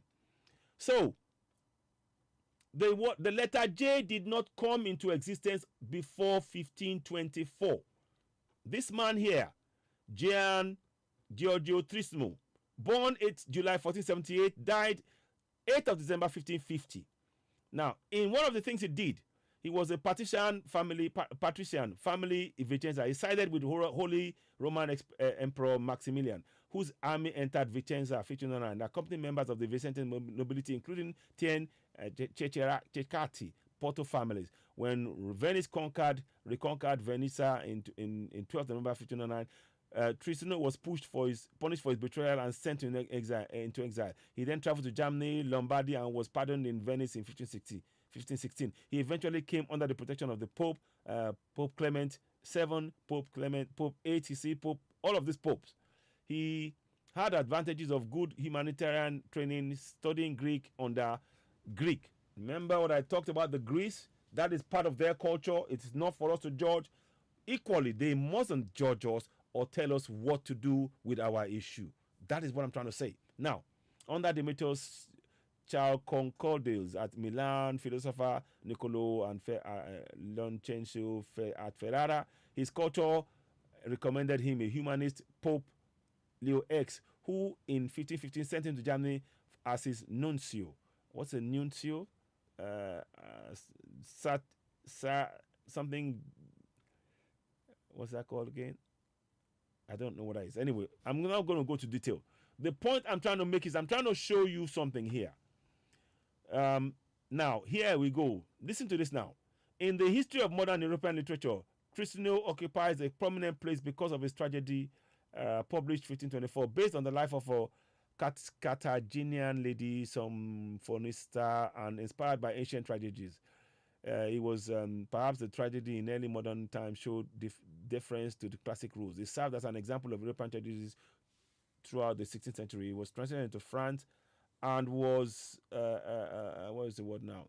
Anyway, the bit I want you to see here is the bit here. Following heated discussions, he 1524 essay titled Epistola tel Tristano delle lettere nuovamente aggiunte nella lingua italiana, in which he proposed to reform the Italian orthography by adding the following letters to the distinguished sounds of the spoken language. These are the letters he added in 15. Please look at that in 1524. Yeah, 1524. Now, the letters he added, before then they didn't have any of these letters. He added E, W, V, and J in 1524. So before 1524, there was no Jesus. There wasn't Jesus before 1524. I'm not saying this. This is on you can see it on Wikipedia. You can see it yourself. So why? Don't delete. Exactly. Okay, Esheun, I won't. Thank you. Thank you. I will not delete it. Yes, I will not. I cannot. Exactly. So this is what I'm saying. So Florence Onofuye is watching. Thank you very much. So the point I'm making, if you're a Christian European, you can believe this. You can hold on to the Jesus. That's what you want. But as an African, you need to understand that the same people who didn't tell you about this J not being in existence until 1524 and made you to start talking about Jesus Christ, they're the same people who tell you that issue is Satan. So from that point of view, we need to reassess ourselves. I'm not saying it to be angry.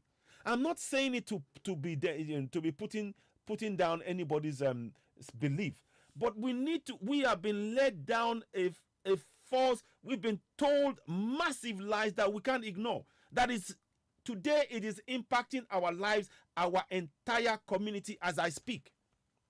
And that is why I am asking you, Oluke Erinle, thank you very much. That is why I'm asking you to really think about what we're saying here and how we're doing things. It's not here these are facts that have been hidden. So many of them has been hidden from us. They've been hidden from us. And we go along believing everything they say, Yeah. Yeshua. Yes, there was Yeshua. But the Yeshua, if you think about it, the Yeshua actually came from Ethiopia. Which means that Jesus that was a black, the Yeshua was a black man. But that's so. I'm just saying to you that we have to really understand what we are following.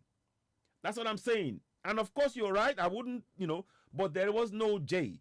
That's what I'm saying. And I'm not trying to. Again, I'm just saying we understand. The point is that once we start knowing the history, you will start questioning things yourself. The problem that we have is that what they've done to us with this damaging fact here, and I'm no expert at it, but I've only done research, and I'm here to put the research so that we do not allow, when we allow somebody to name something that is part of us in a negative light, we destroy something inside us. Let me say that again.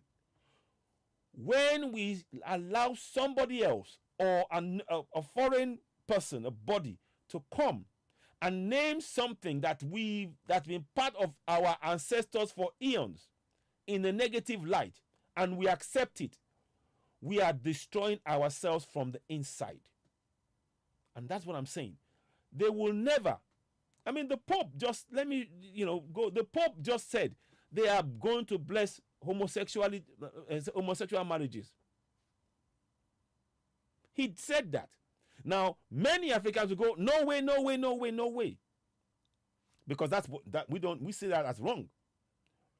But in Greece, that's what they grew up doing in Greece. Let me show you Greece, for example. Let me give you Greece, for example. So that's what I'm trying to just say here. That if we just take everything and we think, oh, theirs is the only way and all of that, we need to understand. So Greece, homosexual. So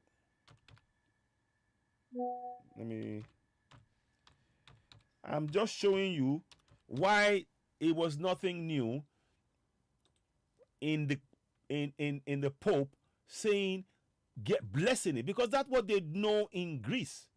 In the ancient times in Greece, you see, while most atheists believed there was nothing wrong with a man being in love with, I'm just showing you, or feeling attracted to another man, there were, as David Cohen explains, law, society, and homosexuality in classical Athens. So let me no, I'm going to go for this one. This is the one I want. Yes, here we go. This is the one here. So in classical antiquity, writers such as Herodotus, Plato, Xenophon, Athensius, and many others explored aspects of homosexuality in Greek society. The most widespread socially significant form of same-sex sexual relations in ancient Greece amongst elite circles was between adult men and pubescent or adolescent boys, known as pederasty. Marriages in ancient Greece between men and women were also structured, with men in their 30s commonly taking wives in their early teens. I'm just telling you what the background comes from. Certainly city-states allowed it, while others were ambiguous and prohibited it. Though sexual relationships between adult men did exist, it is possible that at least one member of these relationships flouted social conventions by assuming passive sexual role, according to Kenneth Dover, though this has been questioned by recent callers. So the point I am making here is that is part of, when you see the Pope saying they're going to bless it, that is part of what they know in that part of the world. So I want to ask a question. Why are we very quick to put down our issue? Because somebody from somewhere, a foreigner came, this Owen Emmerich Vidal and the Church Missionary Society decided to tell us that our issue is the devil. We shouldn't accept that at all. We should not accept that at all. And I want to show you a picture. Again, that means, in fact, that I'm glad I'm even showing you something. I need you to we have to put all of this together. We need to put it together in proper context so that we can make decisions. Once we start understanding what is going on, you will make the right decisions for you. You will. You will make the right decisions for you and your community. I firmly believe that. Because if you have the right information, you will not be led up the garden path in a way that is, you will be able to see through things and be able to say, right, no. Actually, you know what? I'm confident in who I am. But many of the things, when our own culture is being bastardized and being hidden from us, and we're being encouraged to go for something that is not part of us, then we can't get surprised when the Pope says what he said about homosexuality, and we go, no, it's an abomination. To us, it's an abomination. But in Europe, it isn't an abomination. You see what I'm saying? That is what I'm hoping that we can provoke this kind of debate about. So we understand that if they can see that as something that they can live with, our issue is something that we have to understand and embrace again, because it's actually got a lot of very good qualities. So, and having an issue in your life protects your family and in words of your enemy, that kind of thing. This is what it's basically about. But the way that it's been portrayed, people run when people hear issue. I don't want to. Look, what you see here is in the British. This is in the British Museum.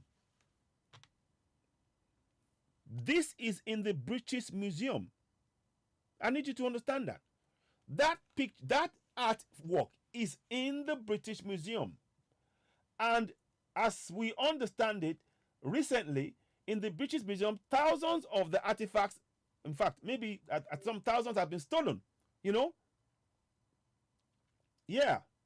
So I just want us to really, to not the wheels. Okay, I understand. Yes. So we need to understand that when they do something, that is what they know. When we do something, we shouldn't allow anybody to come and define what issue is for us. We have our own understanding, brainwashed. Oluwaseyi Adetola Olayode, thank you very much. You said, it's sad that we've been brainwashed to a larger extent, especially to distance ourselves from our ancestry. Thank you so much. I am loving those comments. I love it. This is, honestly, I'm going to take a screenshot of that comment right now, and I'm going to plaster it. I want us to think the words that you just uttered there, they are so powerful, and they're so self-affirming, and that is what we need to really understand who we are. Our existence did not start with Christianity. The existence of the people in Greece and others may have started with Christianity, but ours didn't. But why is it that they're holding on to their Greek mythology, their homosexuality, that is part of them? But they are telling us to turn away from issue that they know nothing about. We must question that. That is what I'm hoping to provoke in the debate that we are having.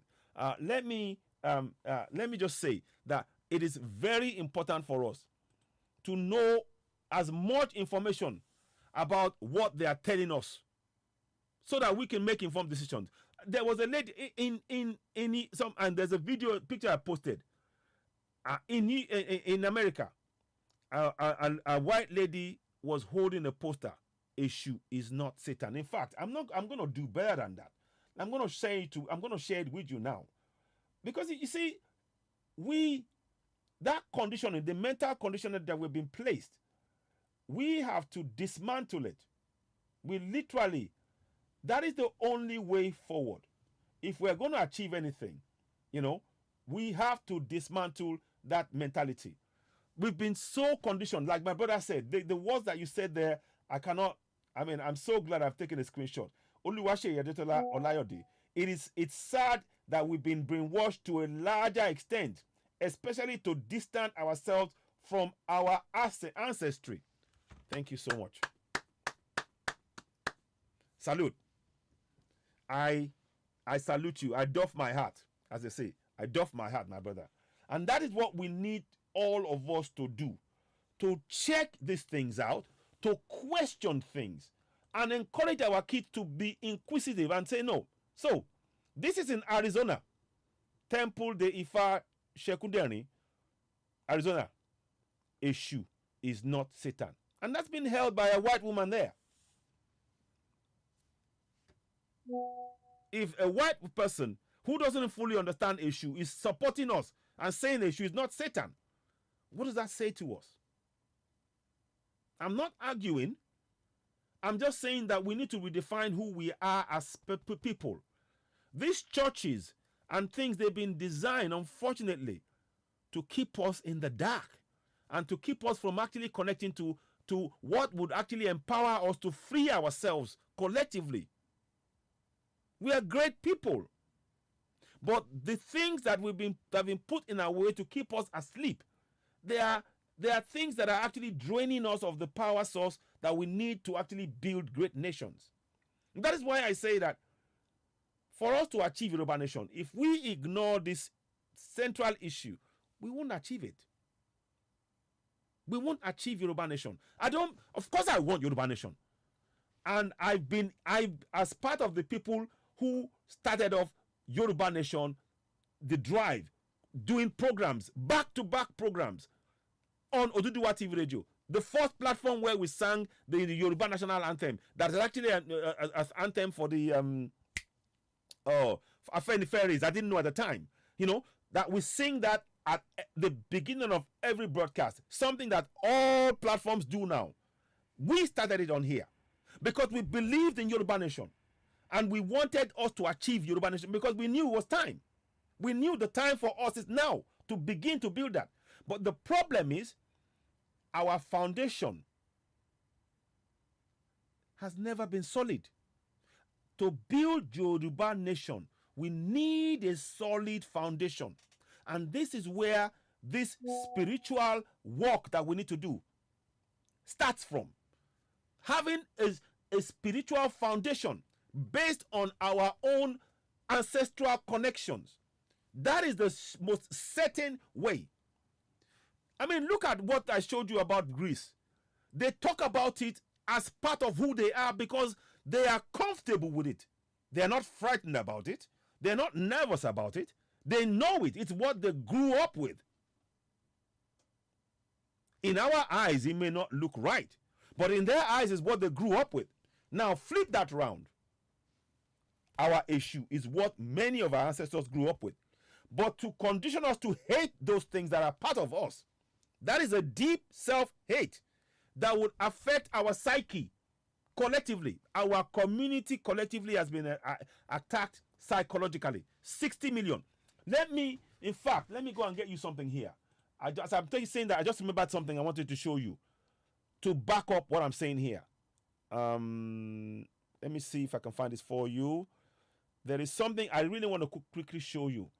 When I found that out, I was disheartened, but at the same time, I think we probably need to discuss it anyway. Where is it? Is it here? Okay. Now, in 1842, right? It says here, listen, and it is hoped that the present work containing near 3,000 vocables may do much towards settling a rich euphonious language spoken probably by 3 million African race, but still within the last 10 years never reduced to writing. The materials were collected by Mr. Crowder since his return in native land, and the proverbial idiomatic interspersed through were taken down by him from the lips of his countrymen and conversations. So, the point I'm making, they used him to take the word from a countrymen. You can see that. They used him. Now, look at this. Look at this now. 3 million at the time, they said 3 million were speaking Yoruba language. That 3 million, they were lied to and said issue is Satan. Now, how much millions are we now in Yoruba land? Let us go and look at an estimate online right now. From 3 million in 1842 that were lied to, how many are we now as an estimation in Yoruba land right now? Let's go and look on Google. I'm not going to try even. Let's go and look at that. So, estimated population of Yorubas in Nigeria. So, let's go and look at that now. Bear in mind that many of us have now believed that issue is Satan based on the lie that they told. Population in Nigeria. Okay. In Nigeria.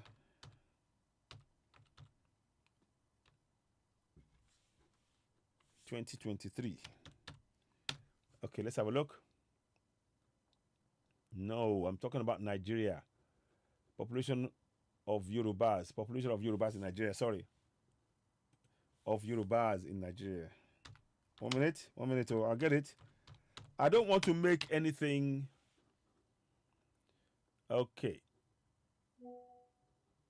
42 million, 2020. You see that? So in Nigeria, they said we are 42 million in 2020. Can you see that?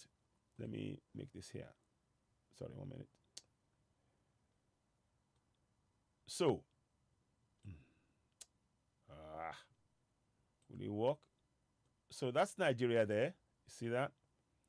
So in Nigeria, there are 42 million in 2020. So 3 million in 1842 were told to believe that issue is Satan. Now 42.5 million. And I think, to be honest, I actually think we are 60 million. But anyway, so 60 million believe, both Christian and Muslim, that Eshu is Satan. Can you see how much damage that has done to us psychologically? Can you see how much damage that has done to us psychologically? I sat down and I thought about that. That if we do not start addressing this fundamental issue, then to achieve Yoruba nation is going to be a little difficult. Because many people would have that belief. Eshu loni kinse. People will be, these are deep, deep damaging stuff. Look.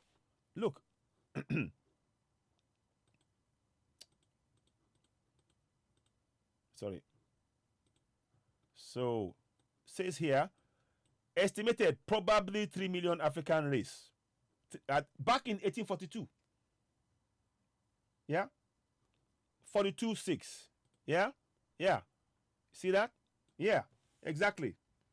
42.6 million Yorubas. So that means, and that is Yoruba land, no? So that means that from 3 million to 42 million, majority of us believe that Eshu is Satan because of the brainwashing. Maybe less than 1% who are Yoruba people believe in Eshu. So you can begin to see the kind of damage this has done to us. The kind of fundamental psychological damage that he has done to each and every one of us till today. Yes, from 3 million. Thank you. From 3 million. You can see it in the book. That is in their book. So you can see that when we talk about this, we don't talk about it from the point of view of trying to make us angry. No. The only people who can fix us is us, by connecting back to our issue, born with us, that is in us. He deleted from each of our source homes. I don't want to use Yoruba because you know what I'm saying. So we need this work to be done. It's a job for every one of us to do. It's a job that we must take on and begin to preach this in every corner of the world. I showed you a picture in Arizona. A white person is saying that Eshu is not Satan. Those of you that should wake you up to, what are they saying? Why are they saying Eshu is Satan? Look, it's not the case now. We understand. Why, what evidence have they got? I've given you clear evidence. How can you say Eshu, Satan, devil on one line, and then at the end of it say Eshu is Satan? They are separate. They are not the same thing. They are different languages. They are different deities. Different. Ours is a deity, God. The Satan is something that they know and define. It's in a different language. Satan and devil is an European language. Eshu is a Yoruba language. You can never conflate the two. You can't. So we need to really understand the damage. Like I've showed you, 3 million at that time in 1842 to 42 million 600,000 in 2020. Believing in Eshu and believing that Eshu is Satan because of what was written here. I'm going to go into specifics now. This man here, I want you to remember that. This man here wrote this book, A Vocabulary of the Yoruba Language. Took the words and the translations that Reverend Samuel Ajayi Crowder wrote, put it in there, and in the key damaging section of it, decided to mess with brains of millions of us till date, and say Eshu is the devil. That is the essence of what is damaged us to today, collectively in our society. And this is a book that they wrote. This is a book that was written in 1842.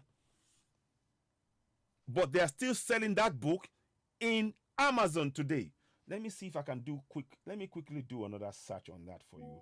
Let me see if I can find it. If I can find it on Amazon, because I found it, but it's not showing up on here. So let me just go the vocabulary. Yeah, let me see.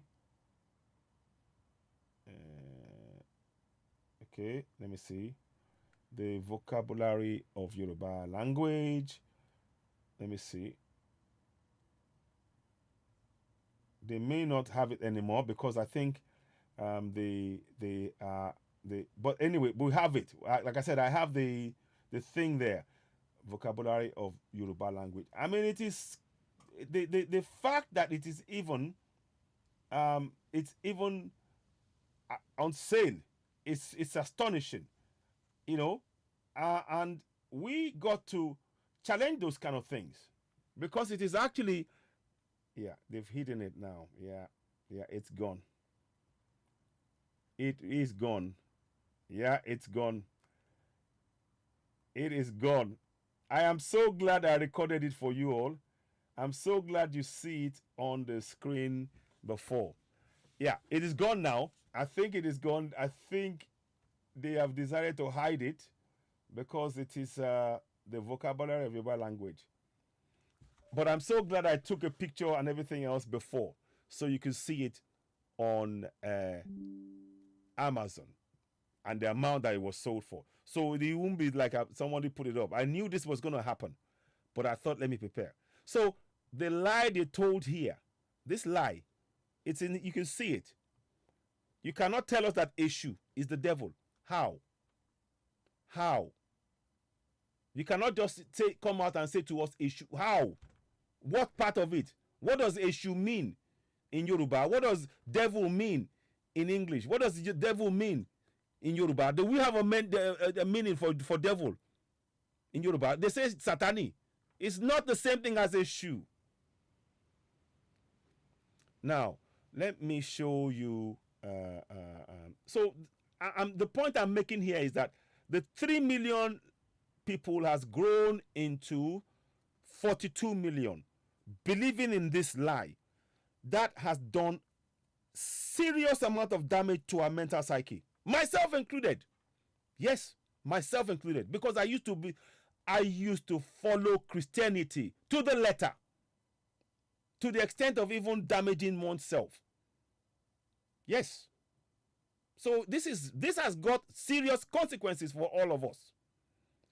I'm just trying to recenter myself because that's the deep thing I'm talking to you on air about. Very, very deep. So when they are telling us that issue is not Satan, we need to really connect to it. We've got to connect to that. Try and understand that they've lied. And that lie we've now exposed. And I'll show you. Let me show you this now. Thankfully, we have the book here. 3720 on Amazon. Of course, it's no longer there. But it was still being sold till recently. So we have the evidence. They may try to hide it now, but it is there.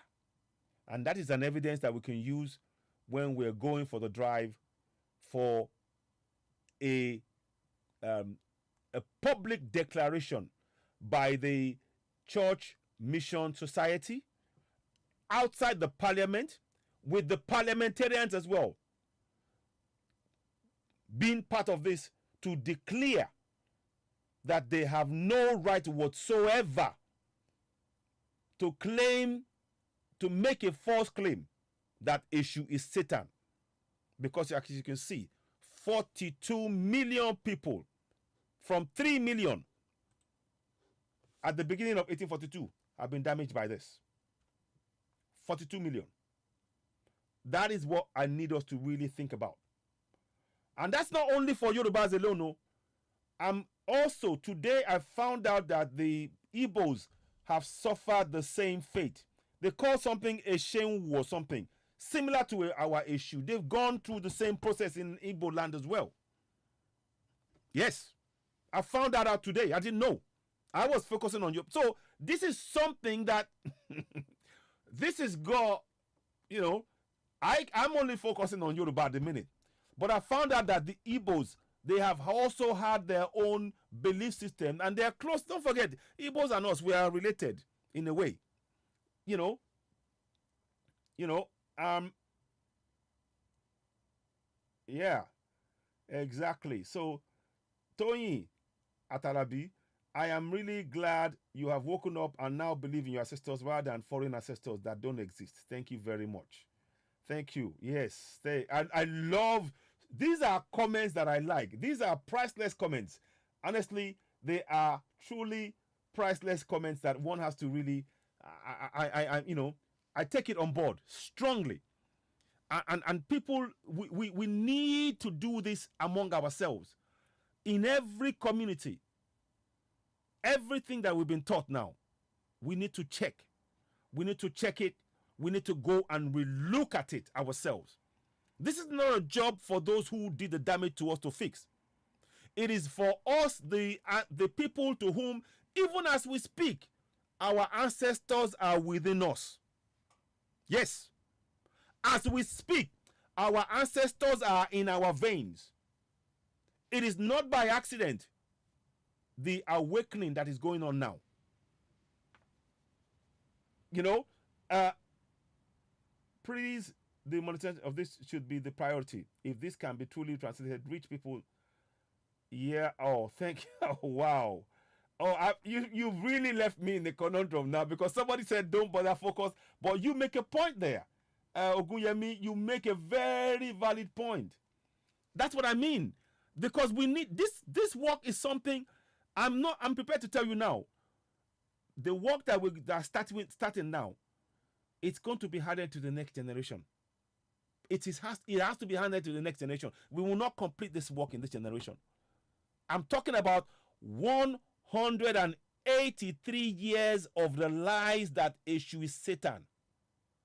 183 years. Yes. 70 years left for it to be 200. That is how the magnitude of what we face. So there is work to be done, and we will do it. Kikelomo Fagbenro, welcome on board. Yabo Olubumi Oluwole. Oh, season greetings to you as well. Thank you so much. I really like you. I'm glad that you guys are coming on board and we're talking about this. Please, for the reasons I explained, Facebook are monitoring what we're doing. They don't, and I'm debating how to do this. Somebody just said I should monetize, and I think we should look at monetization. We have not monetized the platform for 3 years, even though, you know. So, yeah, thank you. Yeah. Okay. Thank you. Hamilton got your eye opener. Yeah. Okay, thank you. Yes. So, very, very good. Tony Atarabi, I hope I'm saying it right. You know, Ogun Keyede Olalere. So we need to really understand that part of our psyche is part of our belief system. When your belief system is attacked, your growth is interrupted. Let me say that again. When your belief system is attacked, your growth as a person, as a community is affected. And you can see it in how our community is being reduced to the point whereby we are aimlessly going all over the place without direction, because our essence has been taken from us, and we are not able to have the direction that our ancestors instilled in us and is still in us. All we have to do is connect to our issue. And like I said, the issue, the British, in the British Parliament and British Museum, the issue is part of the artifacts that they use in making money. In 2021, 2022, I believe it was, the UK museums collectively as a total, they made £109 million on mostly African and other artifacts that they stole. 109 million pounds. Now think about it. When somebody is telling you that issue is Satan, and they put it behind a glass wall so that you can't touch it, and they get visitors to come and watch it, and they earn money from it, what does that tell you? What does that tell you? I just want us to really understand what is being done here. That's all. It's not about getting angry. We need to really reappraise what we understand. When we, and many of us, do you know that Oba Adewusi, Ogunwusi, himself had to come to the British Museum? I've got a video to watch Ori Olokun behind a glass panel with a British artifact expert talking to him about Ori Olokun that is part of his own ancestry as a king of Yoruba land. I find that an abomination. And when I saw that, it broke my heart. That is the same thing with issue here. That is what we need to really understand about ourselves. Many of the great things that our ancestors did has been hidden from us. We need to find the key now to unlock it. And part of unlocking it is connecting to Eshu. Eshu is not devil or the Satan. The Satan, the devil, the Krampus, they are one and the same. I'm sorry, that is it. That's the reality. But our Eshu has no part whatsoever in that. Krampus took children down to the dungeons to eat them or whatever. That's the folklore. That's their folklore. Eshu does none of that. None of that. None of that. Eshu protects our community, protects our people, blesses our trade. That is what Eshu does. Eshu certainly does not live on the streets. It protects the communities. A God protecting communities does not live on streets. You see what I'm saying? So I'm hoping that we can all look at this with fresh, open eyes. Please do not continue to put forward this lie or believing in a lie. When in a church or in a mosque, they're saying they are throwing stones, mosokuseshu, mokonlesekon, and all of that stuff. You are cursing yourself. You are doing exactly what those who colonized us mentally want us to do, to turn our backs all the time against the very thing that is actually going to awaken us spiritually. We've been put to sleep spiritually. We have been put to sleep spiritually. And what is worse, it would be okay if it was one or two of us. We've been put to sleep spiritually collectively. In the millions. 42 million what? 42.5 million what? Of us are asleep. So that's the task before you and I. So when you're leaving this broadcast, make it your topic. Don't shout about it and but in everything that you do now, just look at your communities. Talk to one or two. See who is thinking about what is really happening. And then just say a few words to them. Because it's not about banging somebody's head to change all of a sudden. It's not. This is deep. What has happened to us has gone so deep that to wake up, it has to be gradual. Gradual. Gradual. We can't rush this.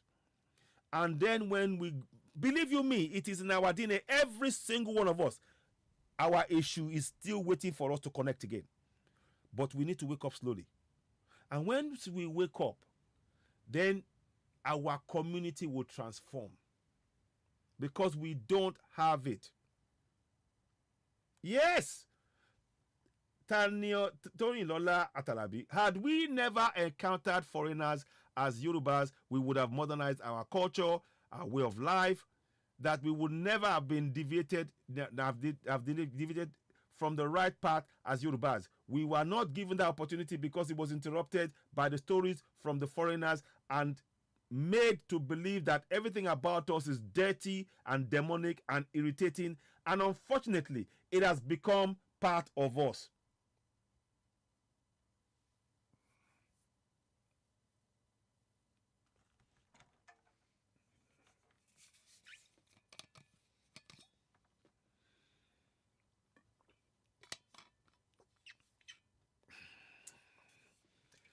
That's hard to hear.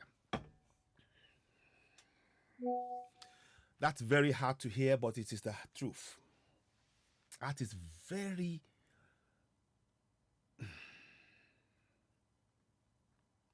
That's very hard to hear.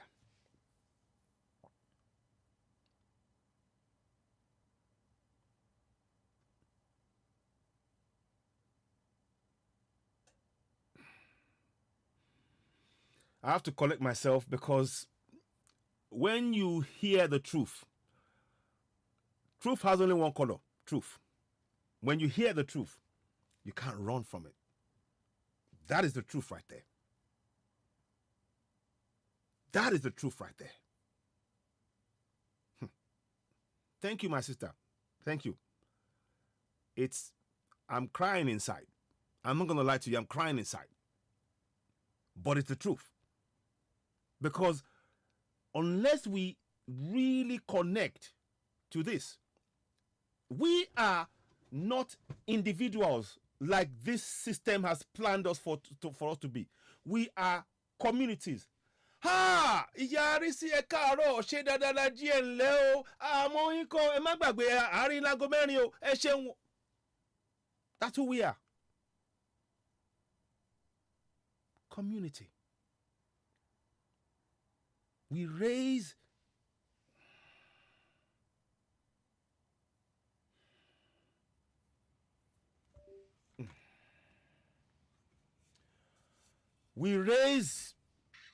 communities.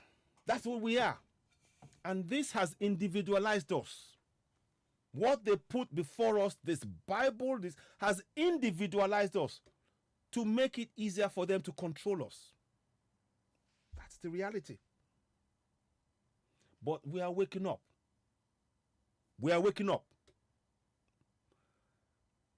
I don't mind telling you that sometimes I don't even know if I'm going to come out and speak, I don't know what it is or what I'm going to do research, where it's going to take me. But I know that something in me is telling me that there is more to things than what we've been told. And we need to research. And the more we uncover, the more we find out that that is right. That gut feeling, there is a gut feeling that we all feel that is telling us, no. Now you wake up. Now you wake up.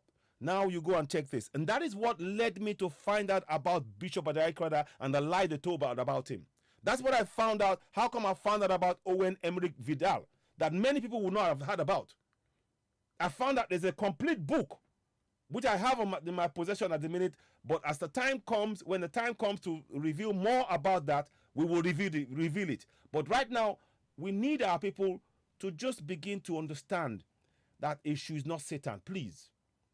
Because every time you cause issue, you are cursing yourself. You're cursing yourself.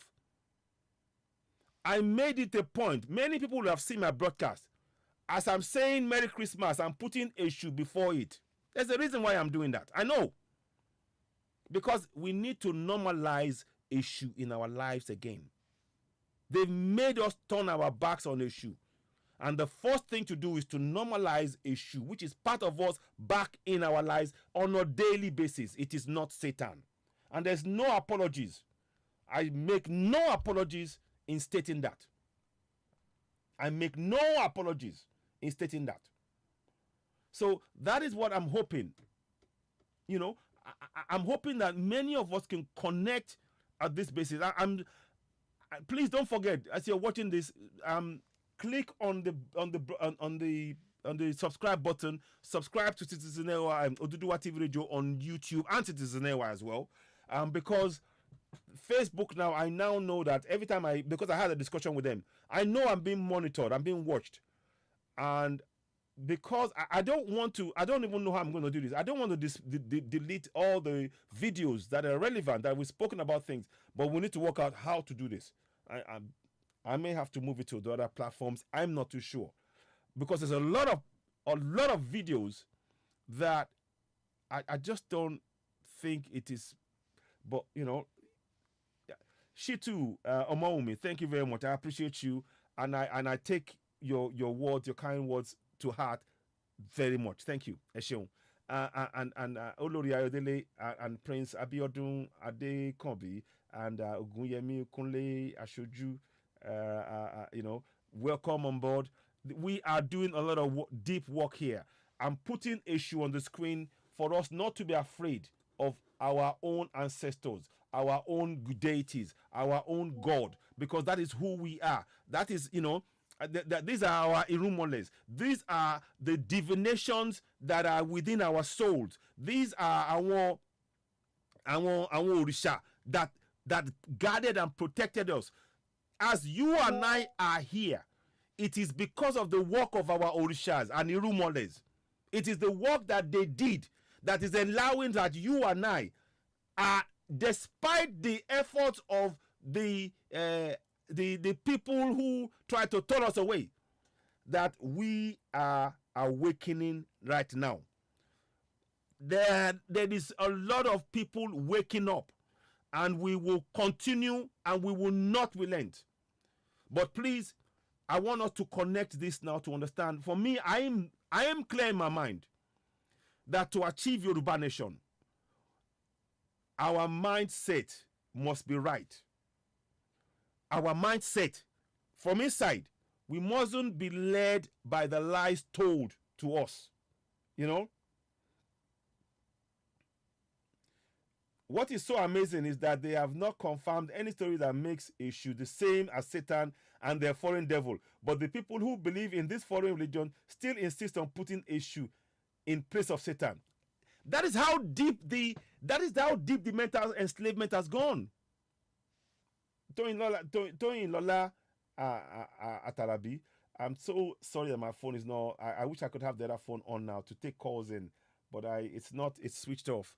You are so on point. Honestly, you are absolutely on point. It's as though our people have been that mental enslavement has gone so deep. If you talk to some people, the way they will turn at you and, how dare you? Don't even question it. Eshu Satan, end of story. That's how it is. They will just tell you straight. Don't, you want to put Eshu in your house? And they will say, I reject it. Cover me with the blood of Jesus. I just look at them, I go,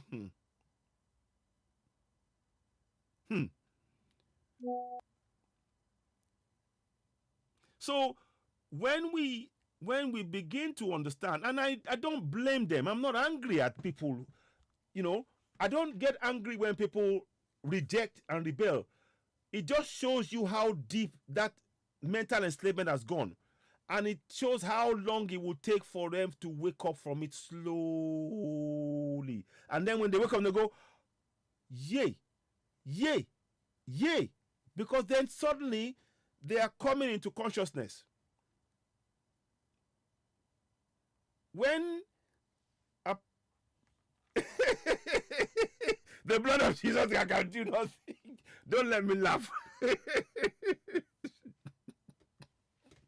Yeah, I mean, yeah, so but that's what we have to start telling our people. We need to really need to begin to have proper discussions. And the churches and the mosques, we have to gradually get our people to understand that it's all tools of distraction, tools designed to keep us asleep, to keep us. When you think that you are awakening in the church spiritually, you are being put to sleep. You are being put to sleep. The church has nothing to do with you as an African. I'm sorry to say it. It's got nothing to do with you as an African. The only job the church and the mosque is to do is to come and put you to sleep so that you never are aware of your the real consciousness that you possess, the real light that is within you. Our ancestors, why is it that they talked about, giving offerings on a regular basis? Why? Why do they do offerings on a regular basis? And they try to mimic it.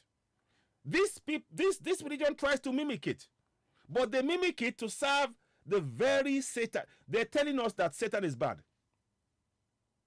But many people, if I say it now, they get upset. Many people don't know that Satan and Santa is one and the same. It's plain fact. Satan and Santa, they are one and the same. But, but when you talk about it, they go, oh, and we do not. You see, when you are serving something you don't understand, something is wrong.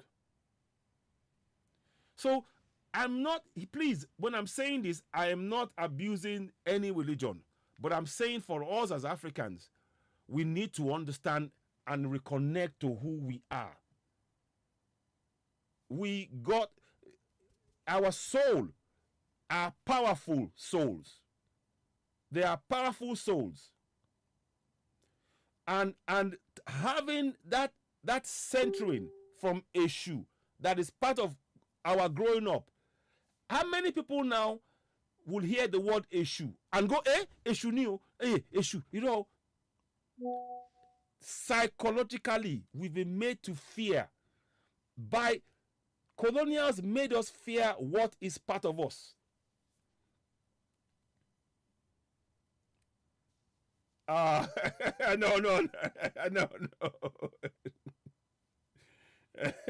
Oh, thank you. Oh, no. You see, please, I want us all to know that what I am doing here, we can all do it, because it is about connecting. We are light beings. We are light bearers. I firmly believe that we are light bearers. And when we are into this church thing, the church is putting out the light, or the mosque thing, it is putting out that light so that we are not able to resonate the light. Each of us are lights. And when we resonate the light, it shines and shines and shines, that those things that have been covertly used to appear as light, they start panicking and start receding away. And we can see the real world like it is, and our place and our true role in it. So there are many people. I see artists. I've got an artist in Canada, great guy, Akinola, I think he's called, and the work he does is praising Yoruba people. He wins awards and things. Has been on my show. So I see so many people and singers. I'm a singer as well. But my calling is to wake our people up, and to begin to question things. But I thank you all honestly for your kind words. I would love to be saying this in Yoruba so much, but it doesn't matter. My Yoruba that I speak, I owe it to my grandma. May her soul continue to rest in peace. I owe it to my grandma. When I was 4, when I first went back home, and she was selling akara not far from my grandpa's, next to my grandpa's grandpa's house, and she has she was there, she's the wife, and then she would sell akara by the streets there with dondu, akara, dodo, and all of this stuff. And being a child, you want to eat those things, and you come next to grandma. Can I have some dodo? Hey, better gonna make me. So come over dodo. So see, and I sat down and I had to learn, and she taught me how to cook, and all of this stuff. So the words that I'm speaking now, it's down to what my grandma taught me. Because when I came back, when I was 4, I wasn't. Yoruba was not my strong point. We were speaking English. All that one. But with grandma, she sat me down. Until today, I will remember words. If I forget things, if I just visualize my grandma, the words just come to me like that in Yoruba. It's in there. It's like she implanted something rich, something unquantifiable spiritually in me. And I'm glad that it is waking up again, and I'm reconnecting. I'm not there yet. I'm not the finished product by any shot, by any long shot. I'm not. I'm still learning. I'm trying to, there's an Uriki that I'm trying to learn about myself. There's trying to understand how to praise a shoe. And we need so many things to do as a people to really understand and reconnect to who we are. And our communities, I want you to know that when we start reconnecting to our issue, you just watch how our communities will suddenly start coming down. And how everything will start taking shape. It will start falling into place. Because we are now being the beings that we're supposed to be, the light bearers.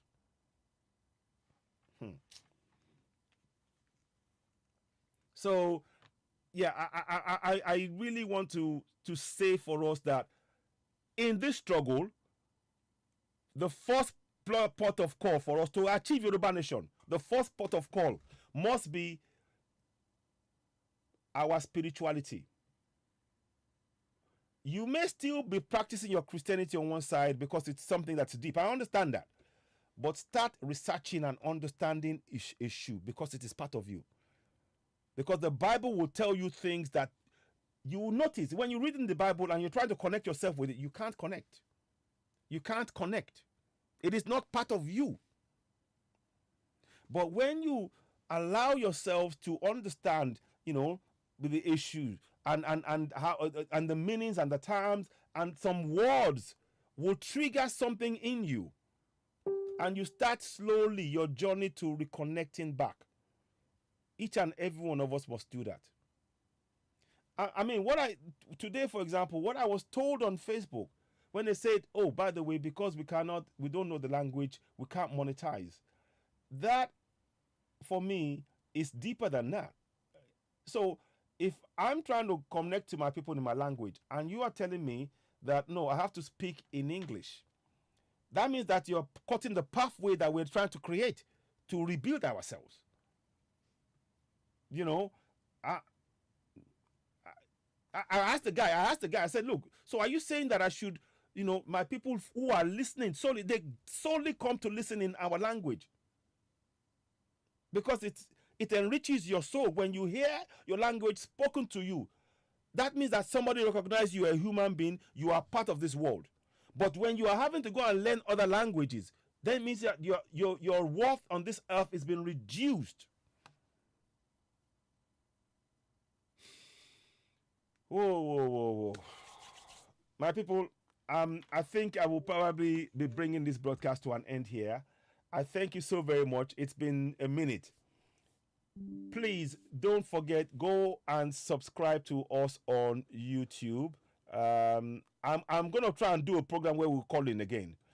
Don't forget, go on YouTube, subscribe to, it's pinned here. Go to OduduwaTVRadio 2, subscribe, because I will definitely be doing the singing our national anthem and speaking in Yoruba. We need that has to happen. So whilst we are trying to work out what we are going to do with Facebook, we will be doing a bridging thing whereby we'll comply with the only speaking in English for now, but we need to make sure that we have a platform big enough to be able to practice in things,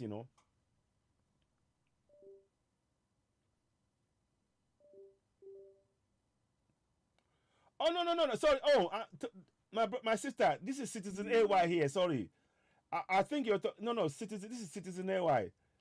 It's Citizen AY here. Sorry, I do apologize. You may have Citizen AY. It's a platform where we speak truth to power.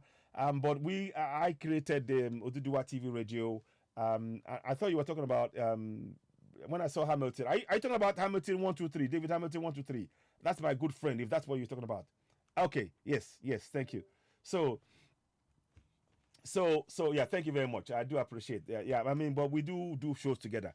So, But before I go, I just want to say to you all, please, at this point, help us grow the Oduduwa TV Radio 2 platform and help us share the broadcast.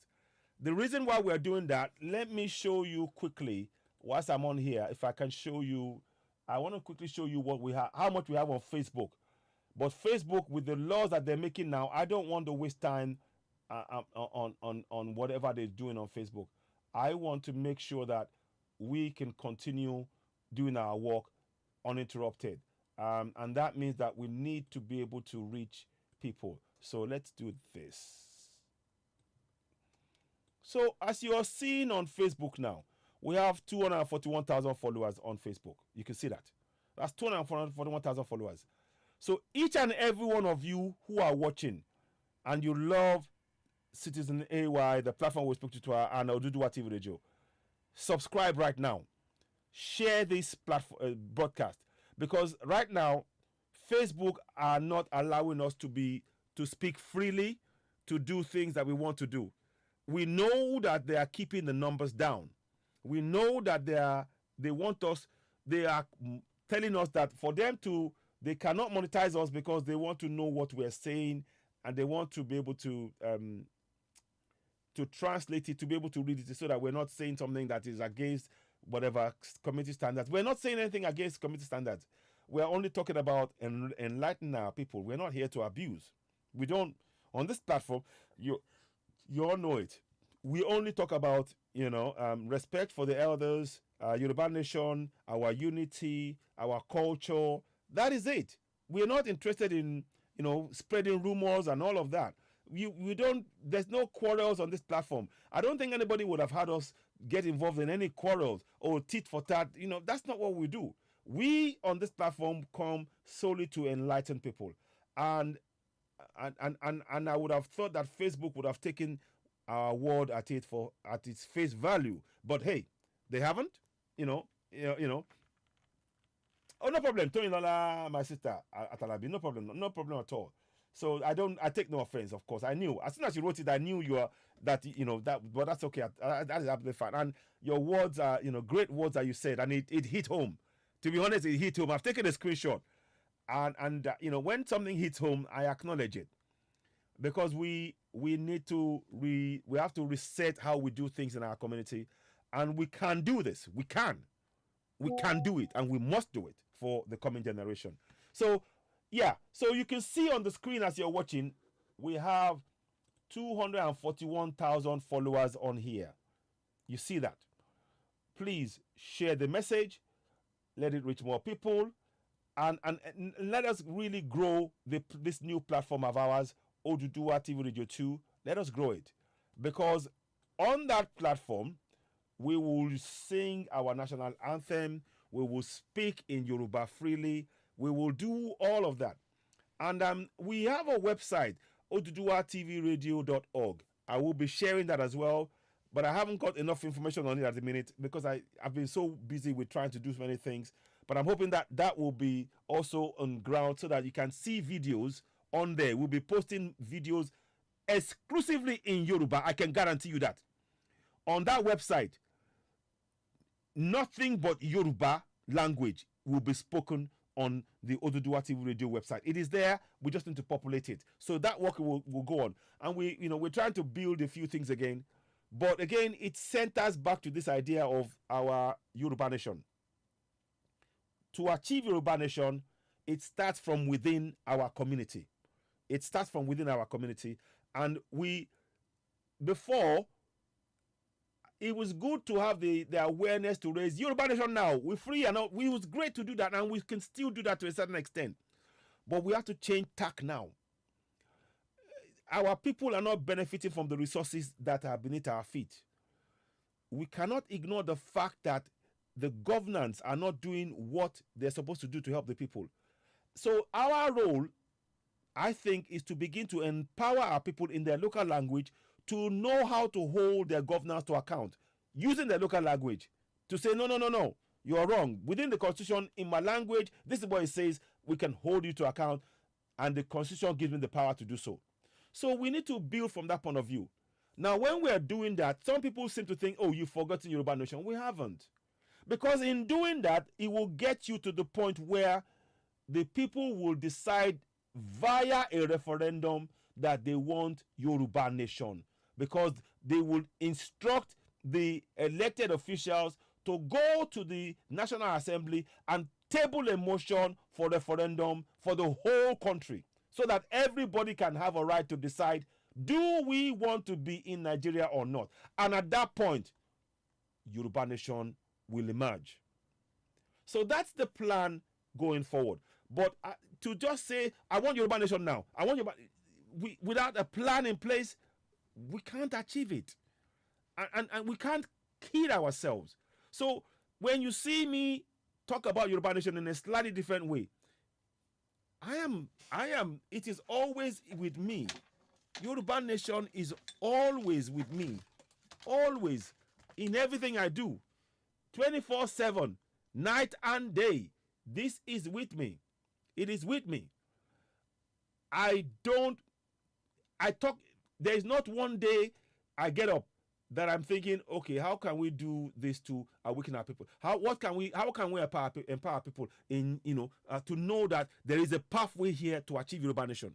And one of the things that I want us to do is that we need to start putting pressure on our governors. Our governors must start building. We just saw now, I'll talk for a few more minutes. We've just saw Governor Akeredolu now. He passed away.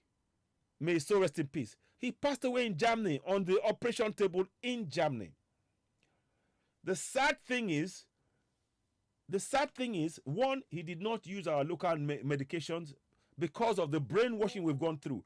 Many of the things that they suffer now, our local herbs are just as powerful. Just as powerful to deal with this thing.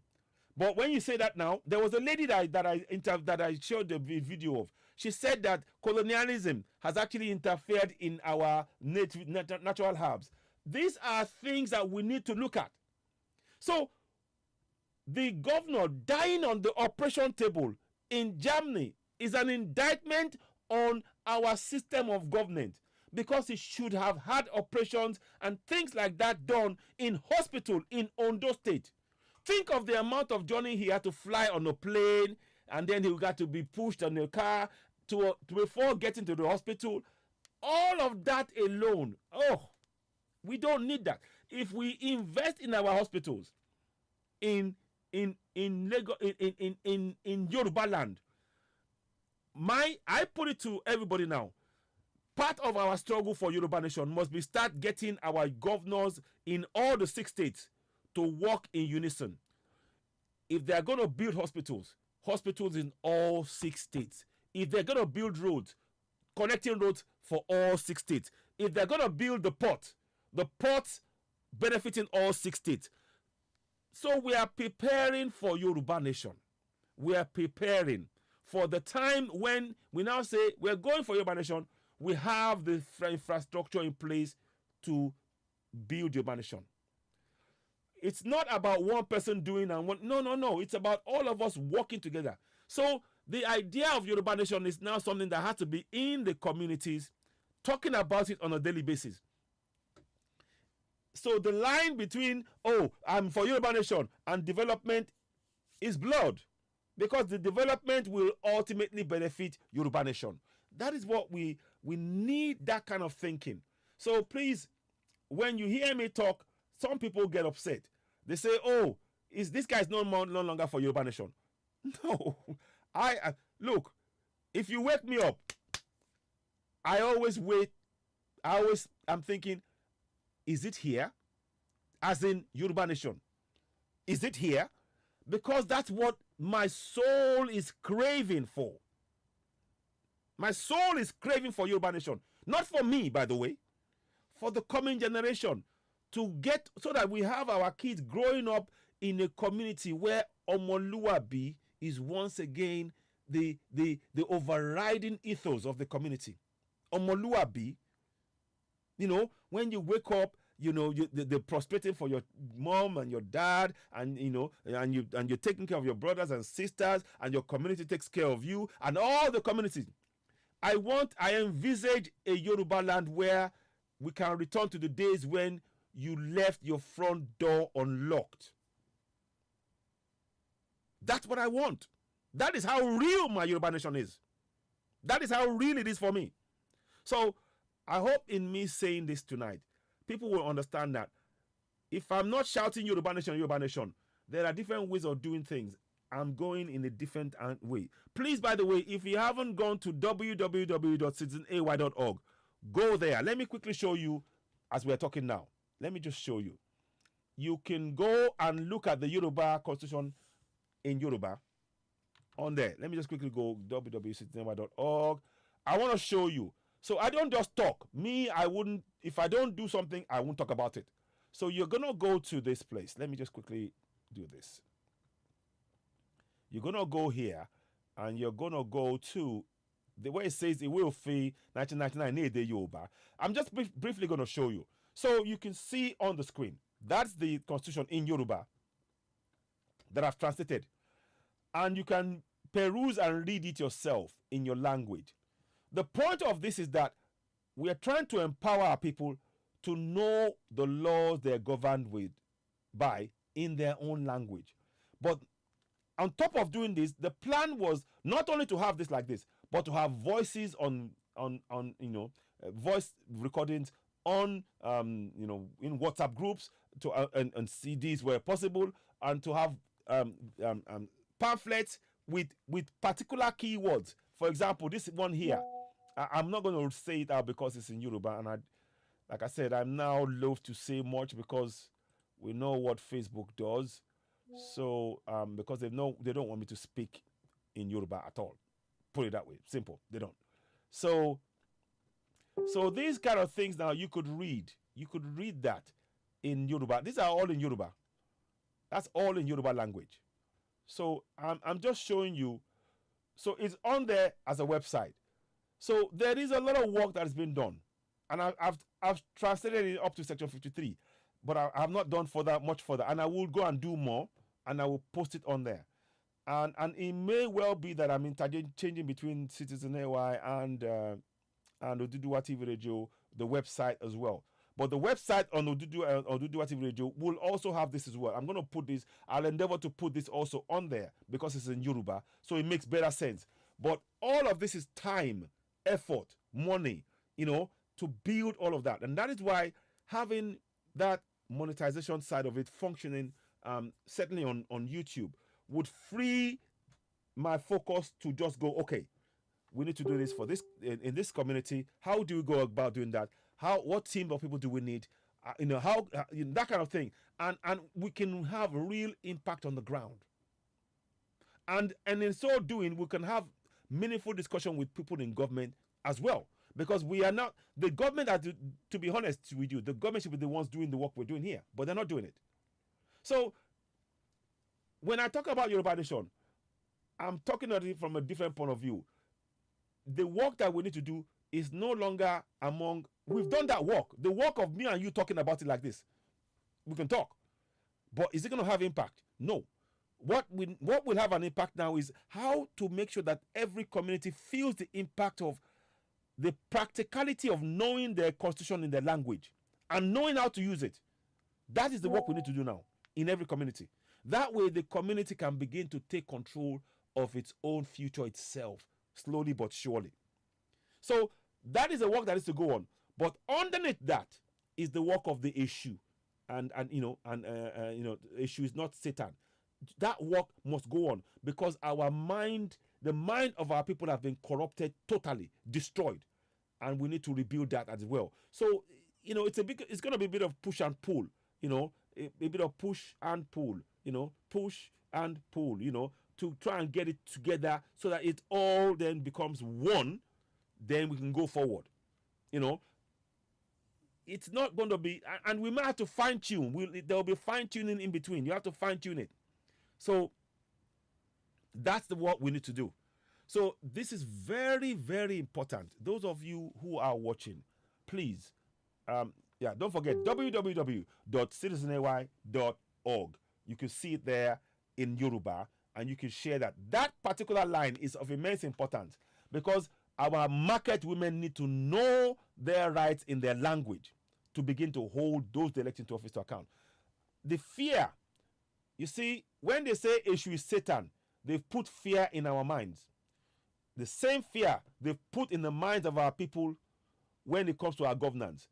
Our market women, our farmers, our organizers, our buka women, they are afraid of their government. The same principle of fear. Fear is being used to control the people. And that is what we are trying to really get into the heart of and begin to make them understand. Once you can explain yourself in your language and hold those in government to account, the fear doesn't exist. It disappears. So that is what we need to do collectively. So I hope I have managed to explain myself in terms of where my thoughts lie on Yoruba Nation. It is clear that I'm making it clear that I'm committed and I remain committed.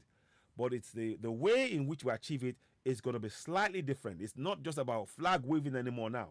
It's about having meaningful impact in each of our communities, on ground. What impact are we having? What real impact? And can we see the evidence of that impact in the interaction of the people on ground with those in government? That is where the change needs to happen. So, yeah, I hope that makes sense. We will be talking some more. Ladies and gentlemen, I'm so grateful for the time you give me. The time is now 1 o'clock in the UK, and of course, probably 2 o'clock now in Nigeria, because it's an hour ahead. Thank you so very much. You've been watching Citizen LY on OduduwaTVRadio. I want to apologize. Many of you who will be watching this will be seeing the logo as OduduwaTVRadio, and that signifies one thing. We would normally be speaking in Yoruba, but tonight I had a discussion with Facebook. At last, after 2 or 3 months of trying, I had a proper discussion. Unfortunately, Facebook have said I must speak only in English at all times. They are telling me to take away the videos. I'm really not sure that is something I want to do, because the videos have got important information. Like somebody just said tonight, watching the video about Satan and Santa and all of that stuff, it empowered and enlightened them, and that video has got a lot of views. One of the videos has got 86,000 views on that alone. So I know it is having impact. So I know what they're trying to do with that. When somebody tells you to go and delete those kind of videos where there's 86,000 views, what are they really trying to do? Is it to make sure that the information I don't know. What are your thoughts? We will not relent. Thank you so very much for watching. You've been watching Citizen LY, the platform where we speak truth to power. I'm sorry I won't be able to play any music, Yoruba music, because, like I said, the new sheriff is in town. Facebook, the new sheriff is in town. And they've told me, only do Yoruba. If it's not Yoruba, don't do it though. Don't do it though. Yeah. But no doubt we will work something out. Believe you me, I'm trying to work this out as it's going along, and we will find our own. We will find a new way to do things. But above all, help us grow this platform. Let me just go and do one more thing here. Then I'll call it a night. We need you to help us grow Oduduwa TV Radio 2. It would really be helpful if you can help us grow that. Let me just check something with that. I want to make sure. Okay. So that's the platform right there. I've seen somebody else subscribe to it on the Oduduwa TV Radio 2. Thank you very much. Every single subscription is of immense importance, because every time you subscribe on there, it makes it more certain that we can carry out our broadcast in our own mother tongue, Yoruba. Yes, I can't do that on Facebook at the minute. I can't. And that is, so I'm probably going to be doing, and when I do a program, what I will do is I will start doing something now. You'll be seeing it. When I'm about to go live on YouTube, I will come on Facebook, talk about it for 5 minutes, and go to YouTube. And please share. That is what we will need to be doing from here on, because I'm not prepared to negotiate on that. My language is who I am. If I don't speak my language, you are taking my identity, and I'm not having that. I don't care who it is. I don't care who it is. I don't care what platform. I'm not having that. So I'm going to create a platform, and this is why I keep saying ultimately, in the end, we will have to have our own platforms. Our own platforms that we create. If you notice the kind of world that we're in now, there are platforms, there are things that others create that they control, that we have to beg for space on. How about our own? We have one that's been done by Lamidi, Yoruba. It's taking time, and in fact, I need to speak to him again and see how we can build that. Maybe we should even migrate entirely we will have to migrate entirely to Yoruba at some point, so that we're speaking Yoruba from point to point with no interruptions, knowing that we can go ahead and get the message out there to wake our people up. So I will speak to Lamidi. I've got his number. It's just been busy and things, but we will get that done. But what I can say to you all, the best thing you can do to us, if you're watching and you haven't subscribed, go to OduduwaTVRadio 2 that you see on the screen and subscribe. It is on the screen right now.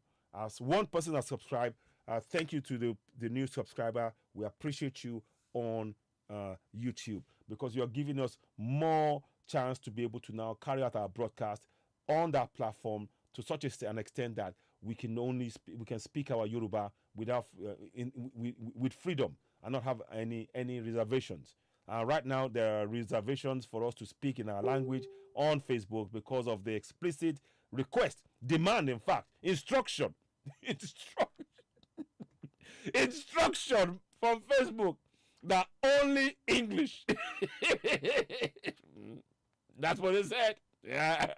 So, but like I said, I want to thank 241,000 followers who are following us on Facebook.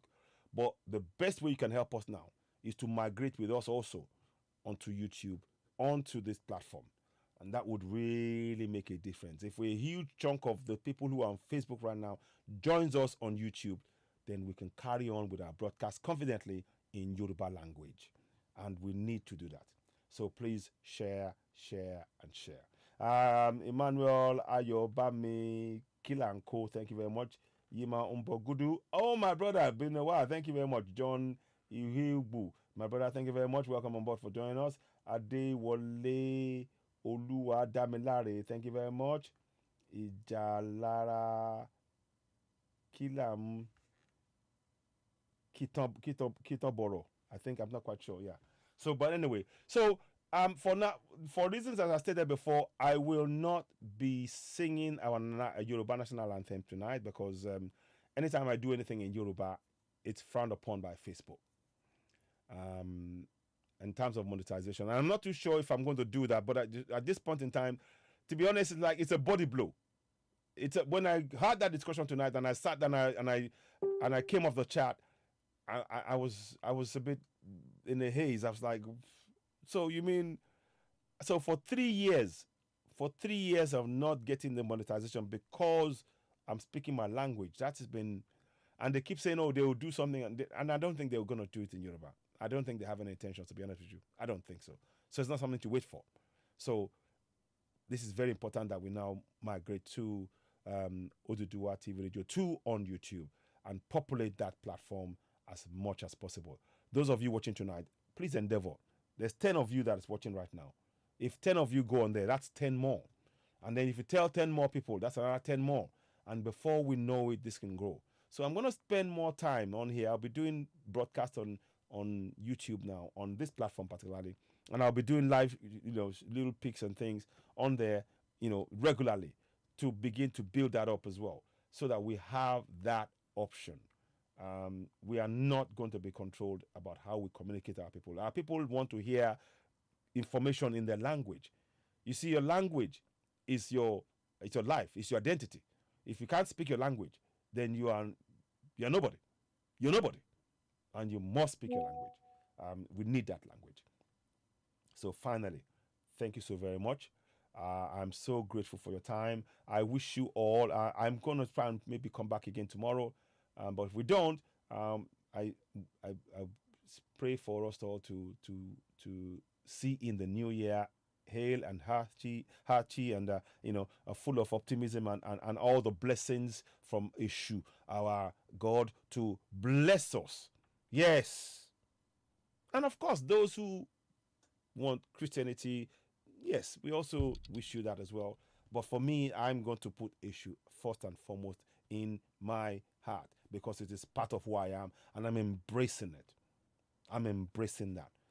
That's for me, and I am comfortable with that because it is who I am. It is part of me.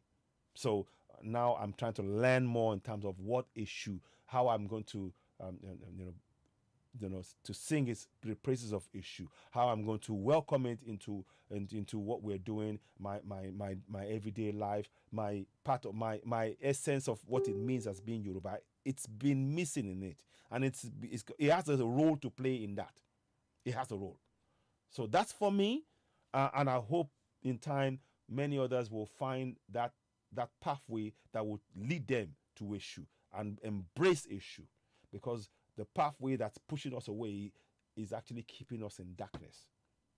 Mentally enslaved is darkness. To be mentally enslaved to any religion, such as that is practicing right now in Islam and Christianity, is being in the dark. Literally, it's being in the dark. Take it or leave it.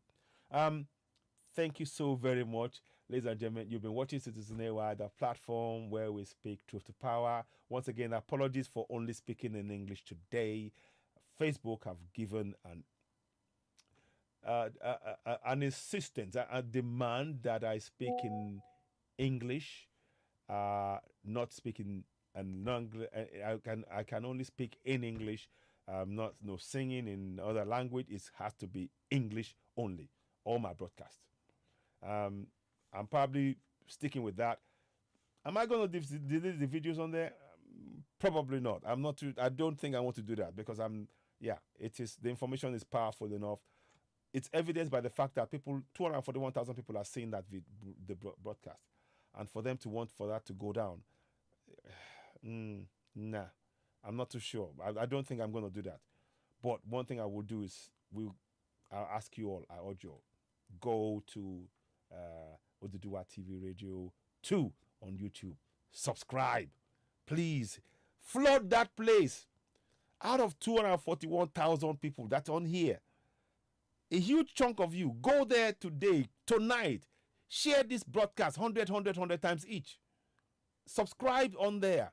Get people to come and join us, and we can carry on with this very important work that we're doing, waking up Yoruba people.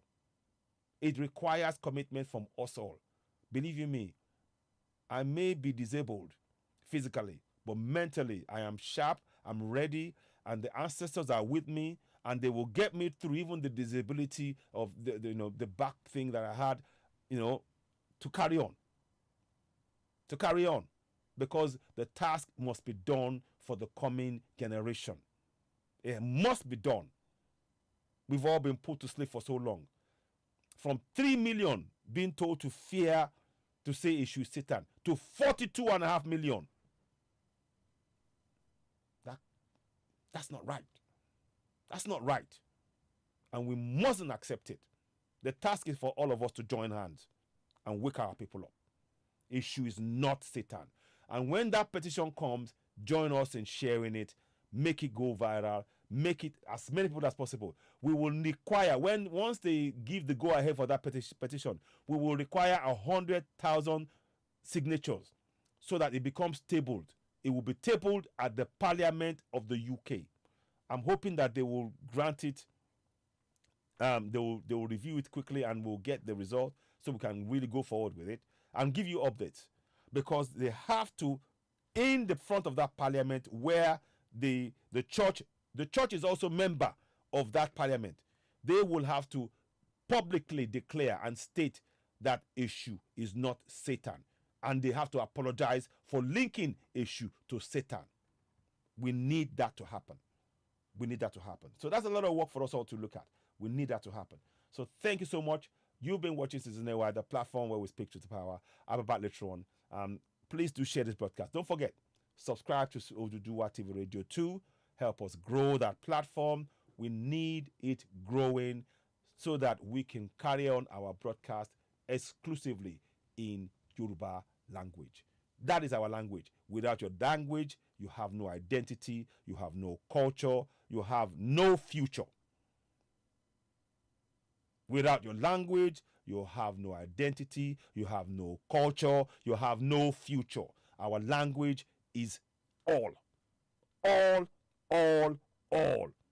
And we need to speak it. And we will speak it on Oduduwa TV Radio 2 that you see on the screen. So join us there.